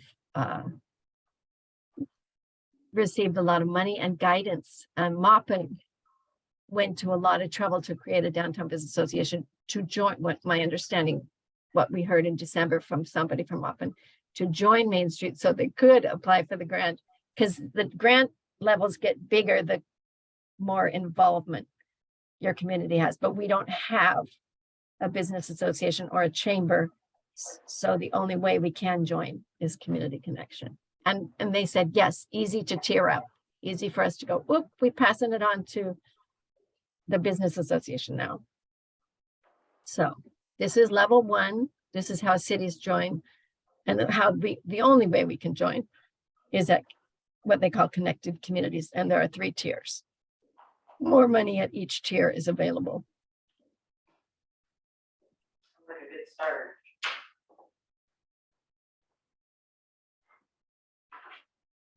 Any comments? Questions?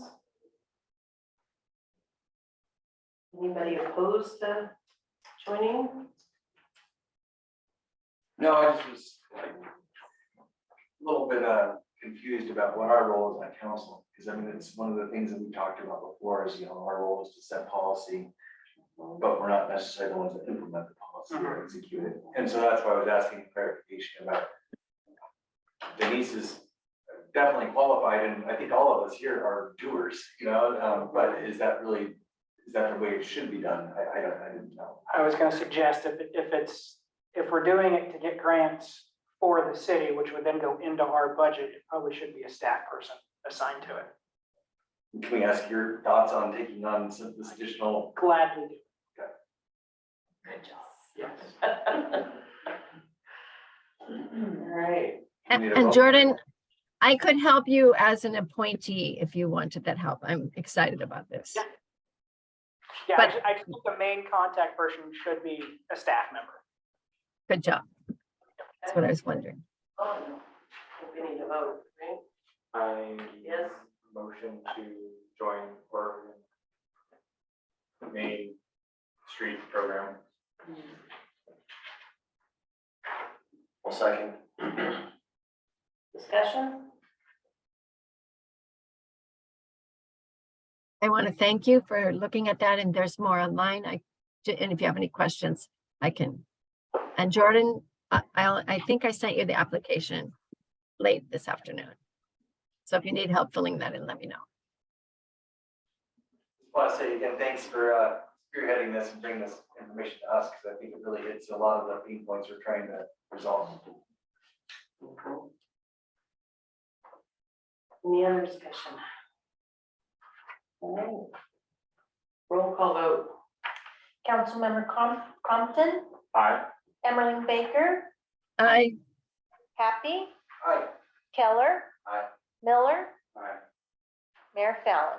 Aye. All right, so city administrator, minute report. Okay, I was hoping Sheldon would stay put, but he didn't. A couple items. Dry Creek Pump Station is up and running the day after our last council meeting. The cover arrived, they got it up and running. Everybody's happy. They've had the greatest showers they've had in years. So it's actually working too well. They said it tested about 95 PSI and it's supposed to be about 60. So they had to dial it down. So. You know what that extension cord is in the picture? It looks like there's an access panel that's kind of popped. Yeah, that's a good question. I don't know. It looks like it's not quite done, or I didn't know what. I'm not sure. That's not normal. that. Yeah. I drove up here to look at it, and so I saw it when I. Oh, it is. Is it still there? I looked at it the day before I met with you, so I think it's just gone in, so I haven't been up here since then. I don't know if Okay. that extension cord is still there. But, Sketchy. yeah. Yeah, it looks a little Somebody sketchy. should go get it. I'll look at it. If it's important, I don't know. Yeah. I will ask Sheldon in the morning. Yeah. Second item, we had a civil penalty against the city from Oregon DEQ for a raw sewage spill into the Columbia, as well as some reports. Not quite sure how the reports were missed. I don't know the exact details. This is all before my arrival. I did talk with the finance director and Sheldon. We could appeal it, but we kind of, it happened. We can't really do Which anything sounds like about a it. traffic ticket where if you just go and appeal it, they might reduce it. I don't know. We just, it's to save all of us time and money and headache, and we paid the fine and we didn't appeal it, so. And was this I remember, sorry. I remember hearing about like an overflow and a spill earlier. This isn't recent. This happened just in the last 12 months or something. I think it was last August. Let's see Yeah. here. That was a while ago. Did Sheldon have an explanation on? why He did it was not, reported? no. Why it was reported or Or why? why we're getting the, I think if we discharge into the Columbia without treating the water, we're gonna get it going, whether it's, Yeah, That spill was reported as soon as it happened. okay, that's what I thought, yeah. even though we follow the rules for reporting it, you're still gonna get a fine. Yeah, January 7th, 2022, respondent discharged approximately 4,500 gallons of raw sewage in the Columbia. October 8th, 2022, respondent discharged approximately 100 gallons of raw sewage into the Columbia. Why are we spilling raw sewage? I guess is my question. one When it happened, time, they talked about it, I don't remember what it was. Yeah. Kathy, was it when there was a faulty valve? There was something wrong with, you probably know more than I do. What happened? It was during the snow in the winter, and there was something with the valve, the pumps went down. Right. Our pump that we had bought, worked for a little while and then quit, and we had to go find another pump. So I think Sheldon would be the better one to ask, but I believe that is what's happened. Okay. And then the October one, same issue or? I wasn't here in October. Oh, yeah, I guess you're. So I'm sorry, I can't. That's all right. So all this should be corrected with the rebuild of the wastewater. Yes. Yes. Yes. Now, what about the culpability of the person that we contracted with to run the waste, the water, waste treatment plant? That's a good question. I can follow up on it. I don't know what our contract says about any of that. It seems like it, we probably contracted with them that they have to follow, reporting Yeah. and prevent discharge. Good idea. So we pay, did we pay this already Yes, we then? did. Okay, Yes. thank you. Because I saw the supplemental environmental project that we could have done, but it's a done deal if we already paid it. Yep. Okay. Yep.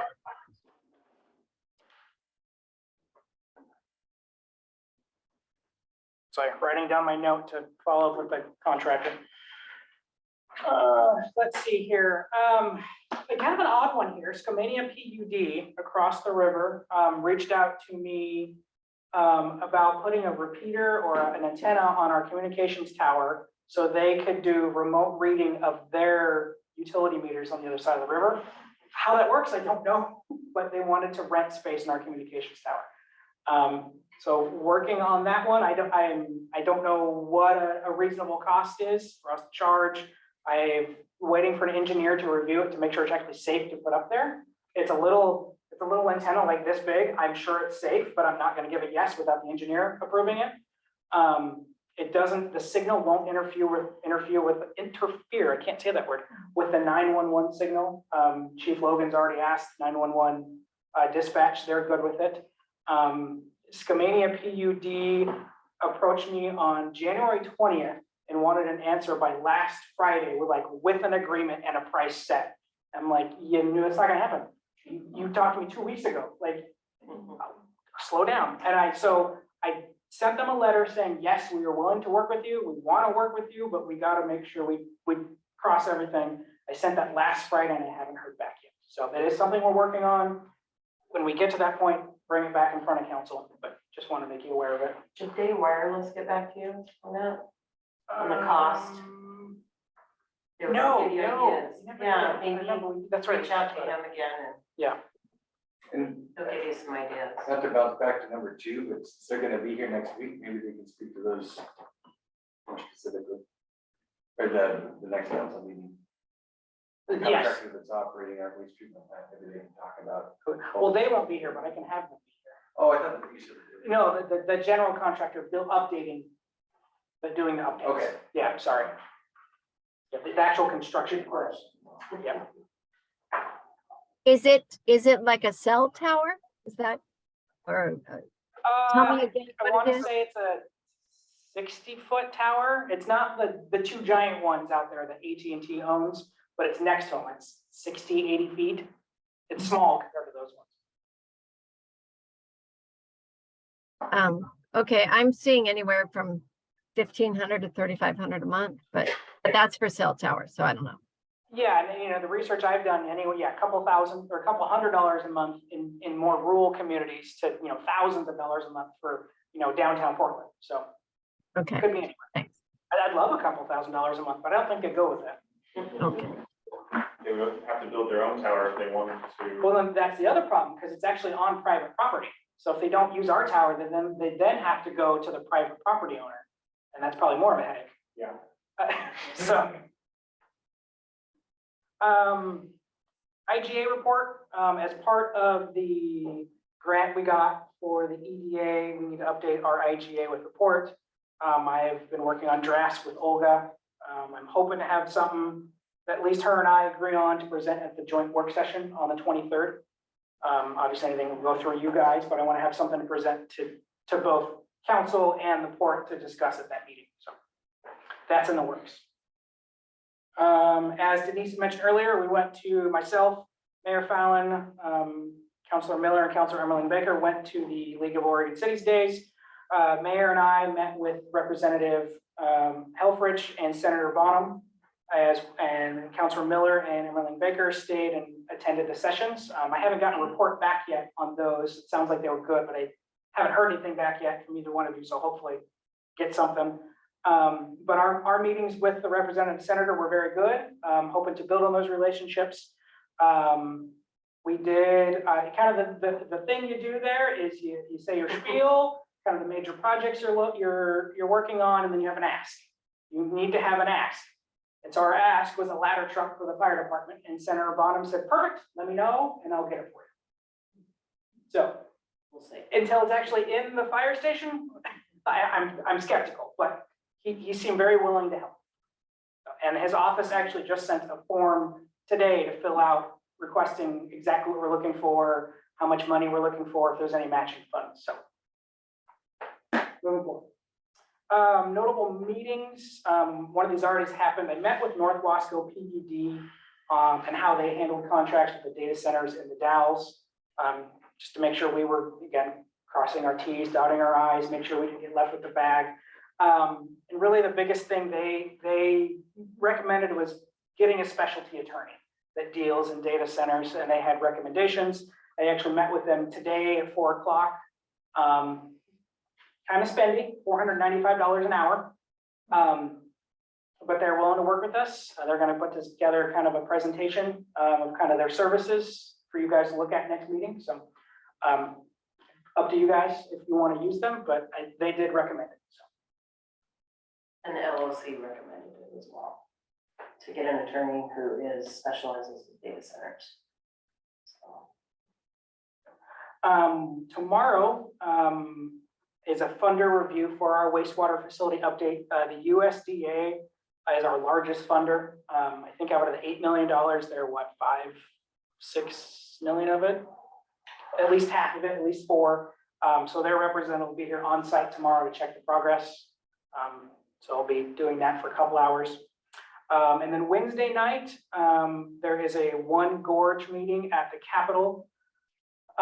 So One Gorge is a I don't even know what they call it. They're not a nonprofit. They're just kind of a what's that? The NGA? Yeah, pretty much. So, I mean, it's a group that represents us, the Dalles, Hood River, Stevenson, White Salmon, kind of like we are one gorge from Troutdale all the way to Sherman County. And we work together, and that's kind of what we do. So they went to the Washington State Capitol last week, and they're going to Oregon this week. It's just a dinner put on, I have a handout here. Our local representatives put it on, hosted by Senator Bonham, Senator Hansel, Representative Helfrich, and Representative Greg Smith. That's at 5 to 7:30 at the Willamette Heritage Center. So I'll be going there representing Cascade Locks. And Brittany, what's Brittany's last name? Berge, the special projects coordinator for the port, actually heads up this group, and she's the one organizing this whole thing. So I'm not quite sure what to expect, but I'll be going. Let's see here, what else do I got? Council planning. So most of you gotten back to me, you said March 4th. That Saturday was the best day for that council planning session. I was gonna ask you, make a decision tonight. So we can put it on the calendar, we can prep for that meeting. I don't have a conflict with that day. Does anybody else? What are we doing? The day of planning, or get together meeting. So what are we planning? Strategic planning for the year. That's different, yes. It's not a whole. We're talking just what we're doing the next 12 months. Yes, Tell us this what is- we're doing for the yes. next 12 Yeah, months. just like, yeah, council goal session for the year. Good. March 4th works for me. Works for me. We'll do 9 a.m. We'll do a light breakfast and some coffee. We'll do a lunch and then be done by 4 o'clock. Sounds reasonable. Sounds like a good What Saturday. time are we starting, you said? 9 a.m. It'll be a whole day workshop. We'll have the owl, hopefully both owls going. We open the public, that'll be a workshop to do some goal setting and it'll be fun. And then what was the one on the, is it February 23rd that we're meeting with the court? Yeah, that's a joint work session with the port at 6 p.m. and it's actually gonna be at the Flex 6 building in, at the port. I wanted to host it there. Are they advertising that yet? Not yet, no. And we'll post it. Pretty close, coming up. Yeah, we're gonna post our part of it next Friday, or no, this Friday. Yeah, this Friday. We'll have it posted for the public, yeah.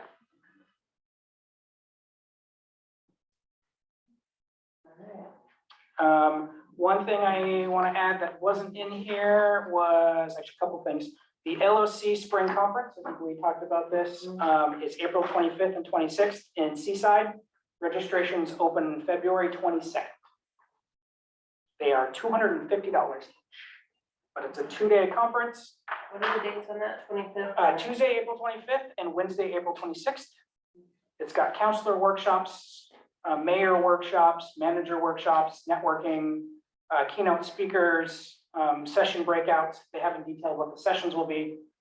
And then more breakouts, more sessions on Wednesday.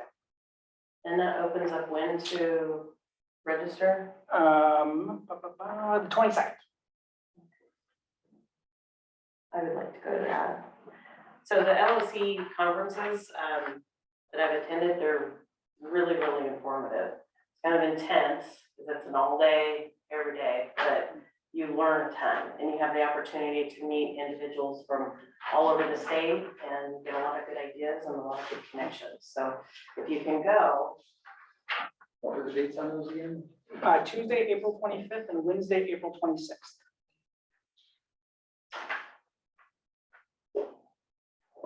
And I know hotel rooms book up quick, so we would need to. So you can register individually and the city will reimburse you, or I can register you on behalf of the city.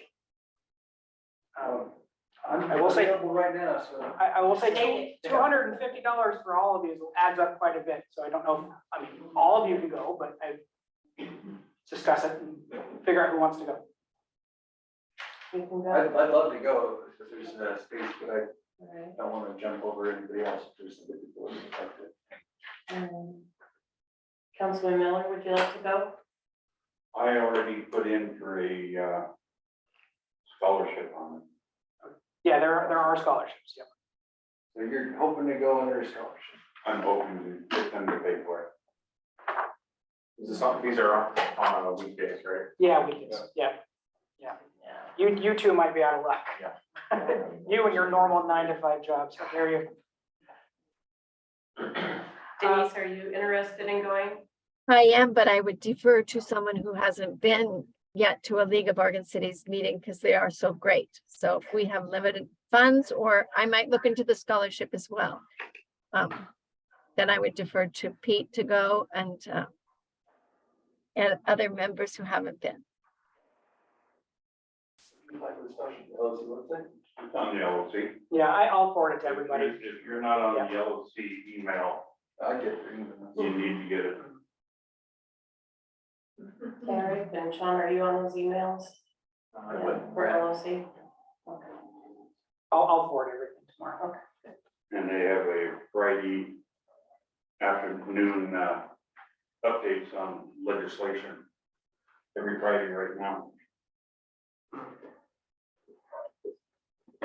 One other item not on there, Windsong 2 development, the 45 houses. We just sent last week the agreement to break it down into phases, earthwork, utilities, and streets. Once they sign that, they're good to move forward. They've kind of been dragging their feet, so we'll see, but we're moving forward. Hopefully we'll have some houses next summer. Maybe even, well, probably not this summer. Next summer. Next summer. They're fast, but I don't know. I know I have a conflict of interest on this, but it is something that is HOA. Can you talk about that at all? About what? Where do we stand on that one? The HOA? Yeah. Because that's part of the Windsong Phase 3, right? I mean, that was kind of the idea, was to roll that over to. Correct. Well, I will remind everyone that the attorney was present, I believe, at a meeting, and what he did say, which everybody has, I think, forgotten, that the conditions of approval says Windsong 1 will have an HOA. So it really doesn't, what he said is it really doesn't matter what happens with Windsong 2. Even if they take the community properties out, You still have. the conditions of approval say that there will be an HOA.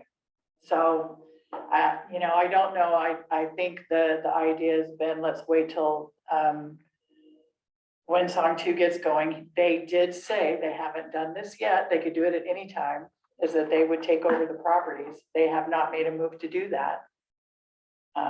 The properties that need to be taken care of. So that still belongs to the developer at this point? Two properties? Yes. Which they should have transferred to an HOA, but, That's the issue.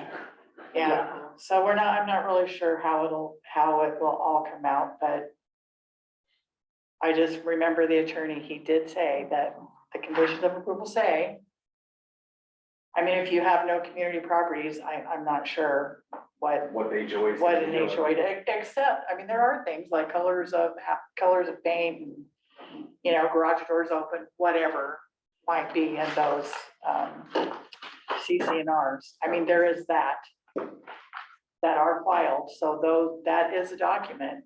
Yep. So I suppose there's that. I just know that there was a approval to delay that for, I think, 6 months. I think that's probably coming up. May 31st. May 31st. Yeah. So it's just something that we have to. But he's gonna be here next meeting, so we might as well, I'll have it on as something to talk about. Who's gonna be here next week? Oh, Yeah, well, we better add that to his list. yes, I got it So down. he'll be prepared. Yeah.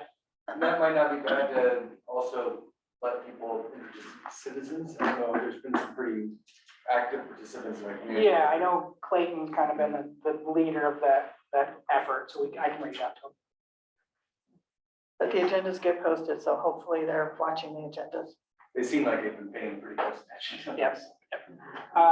Lastly, we are closed Monday, the 20th for President's Day, and I will be out of the office on the 21st. That's all I got.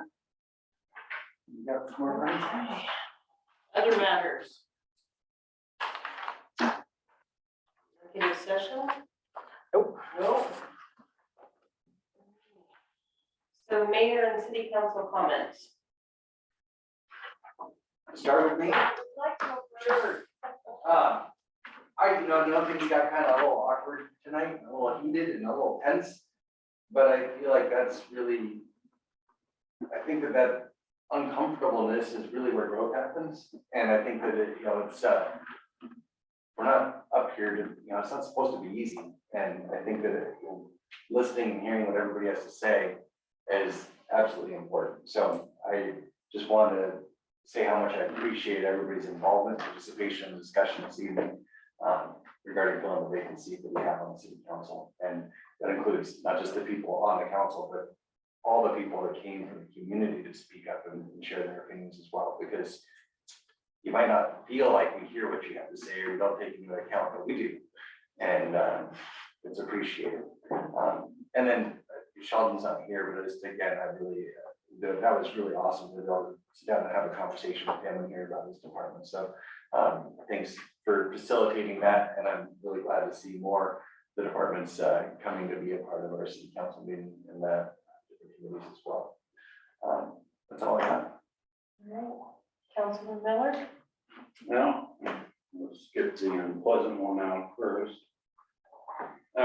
You provided a list to the city on who can sign checks and what order that our financial director is to call. You do not have that authority. That is a procedure. We set policy. We do not meddle in the inner workings of the office. City Administrator Bennett is in charge of the office and what the employees do, and then he answers to the council. So I think you should tell Financial Director Robertson that he can file that list in file 13, because you have no authority to do that. Your authority is spelled out in the charter, and you have the right to appoint committees, and you have the right to remove people from committees. You set the agenda, and you sign the documents and records of the proceedings. That's it. Okay. So I hope I hear different from our financial director and stuff on the check signing. At the LOC meeting, I got to reacquaint myself with Steve Uffelman. He's a counselor for Prineville, council president. He's also the one who wrote the contracts with Facebook and Apple down there. And so I've been learning a lot with him about data centers, though their data centers are way larger than what we're going to do. He provides good information on what to expect. That's another great thing about being at these meetings is networking with the other counselors and finding out what they do, and they're meeting some of the same problems that we will incur. Also, with LOC, March 16th is a small cities meeting, and it's the president's meeting, which is a regional one. Originally, it was scheduled for the Dallas, but now I see it's scheduled in Marvin. I saw that, yeah. Yeah. I thank you for mentioning that. I'd forgotten that. So that's gonna be March 16th, and that's on the third, I think it's a Thursday, and it starts at 11 o'clock. And I've already signed up to go to that. Let's see. And there's something else in here. Oh, thanks staff for all their hard work. And thanks Kathy for coming in tonight. In case you were needed. Butch, what was that counselor's name, Steve? Uffelman is U-F-F-E-L-L, or U-F-F-E-L-M-A-N. Okay, thank you. I've got his, card. I'm sure I can find it online. Yeah. Thank you. Yeah, he's council president for the city of Prineville. And that's all I got. I wanted to thank the community members that came and voiced their opinion. I feel like we need more of that, and whether I agree with you or disagree with you, that civil discourse is needed. Thank you to Mr. Price for the insight on the Public Works Department, and I'm excited at the growth and the unity that will come to this city, and hopefully we can find a positive solution next week. Thank you. I just want to thank all our staff, and including our Public Works Department. They do hard work. I notice them every day doing their job, working hard. And I know that we're having a little bit of a contentious time around filling a city council vacancy. And I know that there's a lot of vested interest in it. I just want us to make sure that we do the right thing with all the knowledge and wisdom that we can muster before we make any decisions. We should not be making rash decisions. We should be making well-informed decisions. Thank you. Denise? Hello, I too want to thank all the staff for all the work that you do, and our new city administrator, Jordan, was going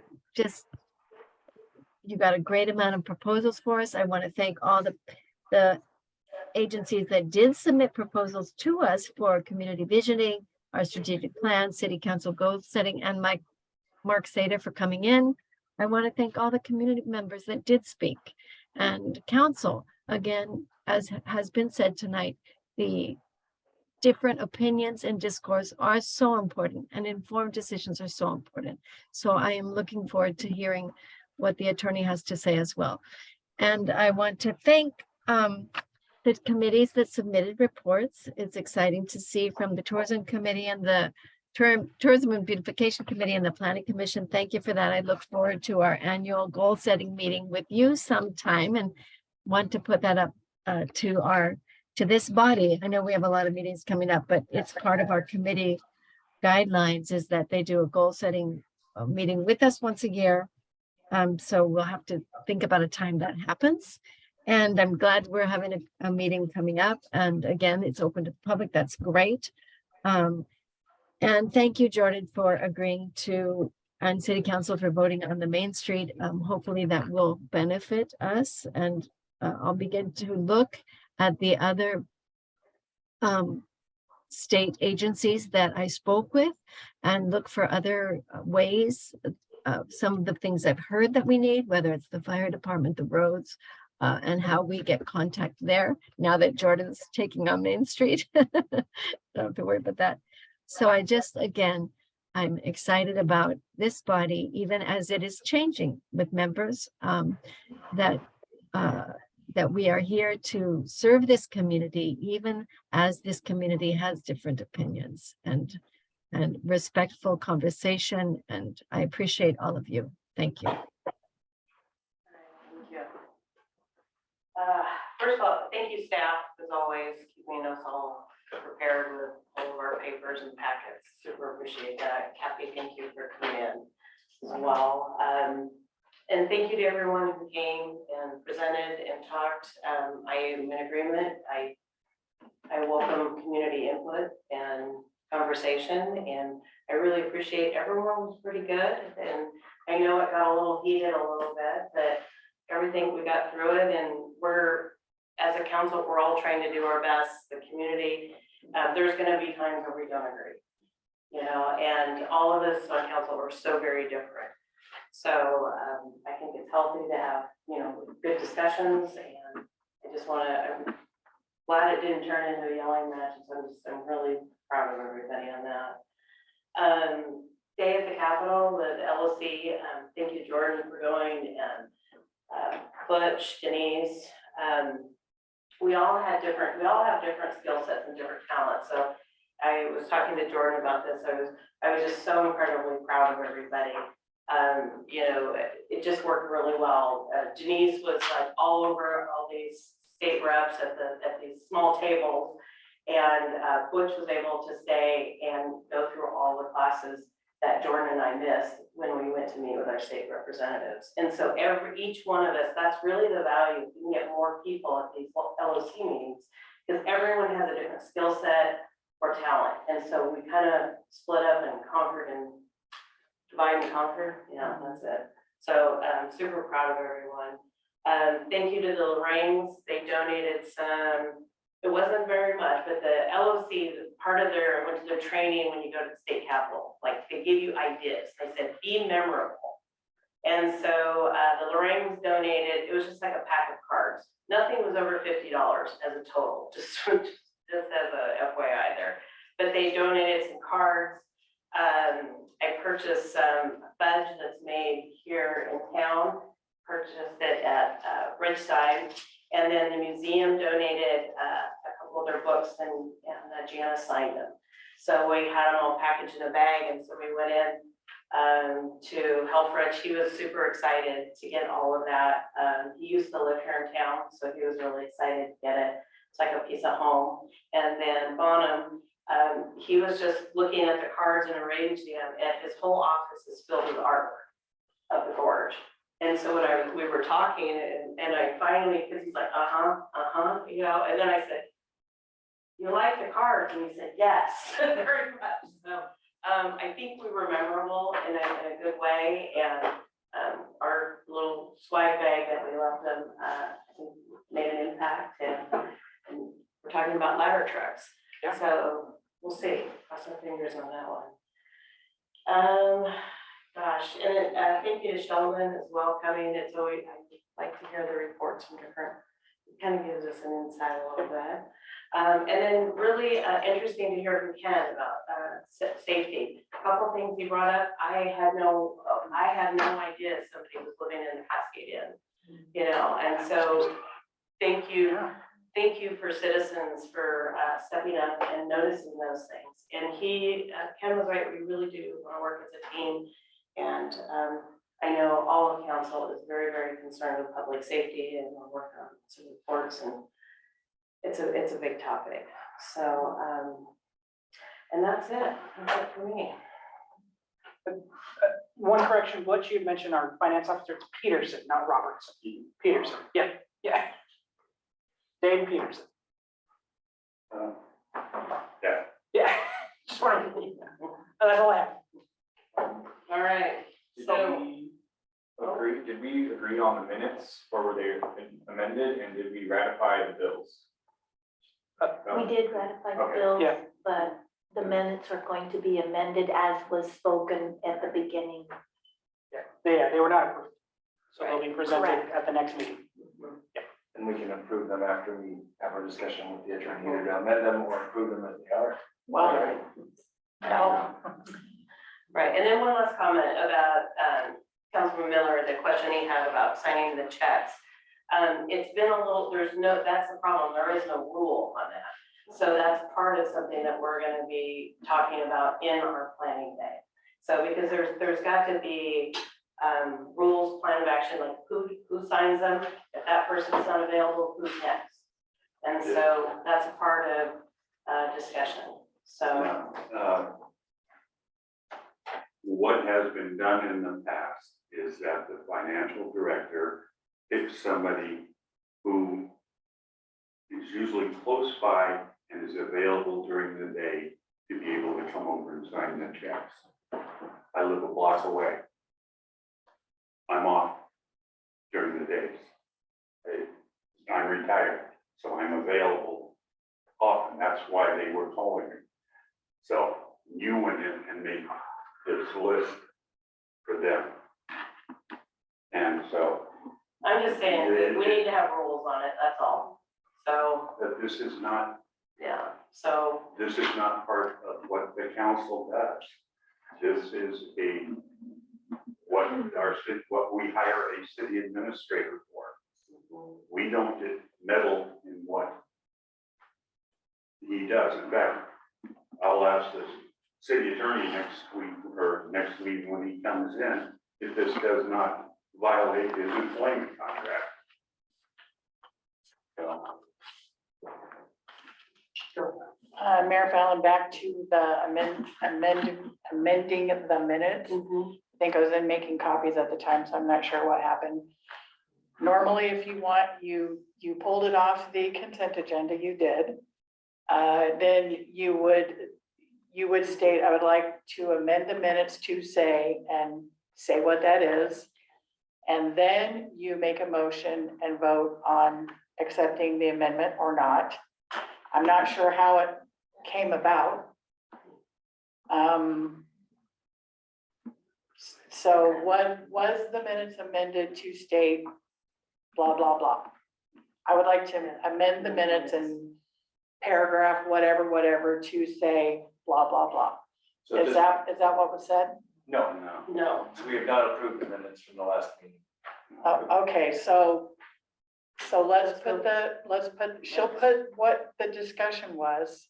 The minutes will be back on the agenda next week.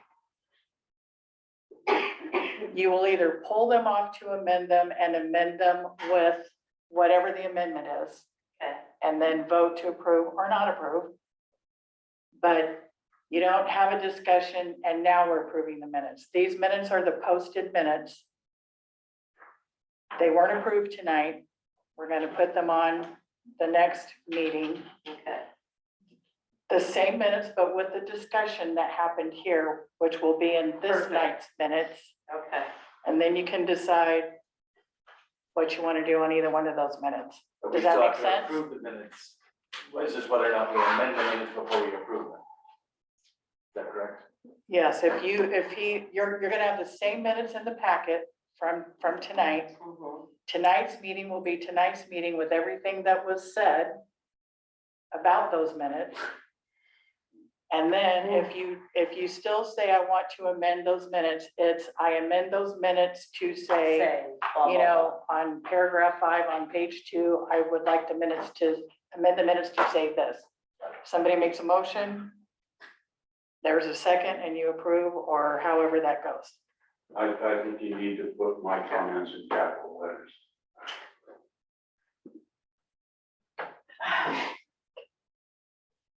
So. All right. I think that's it. Any other questions? All right. I move to adjourn. Second that. Second and a third. Okay, we do a roll call or no? Adjourned. Thank you, everyone. Thank you, Denise. I'm out of town because we're visiting my mother-in-law whose Alzheimer's is progressing, so I couldn't be there. Thank you. Thank you. Thank you.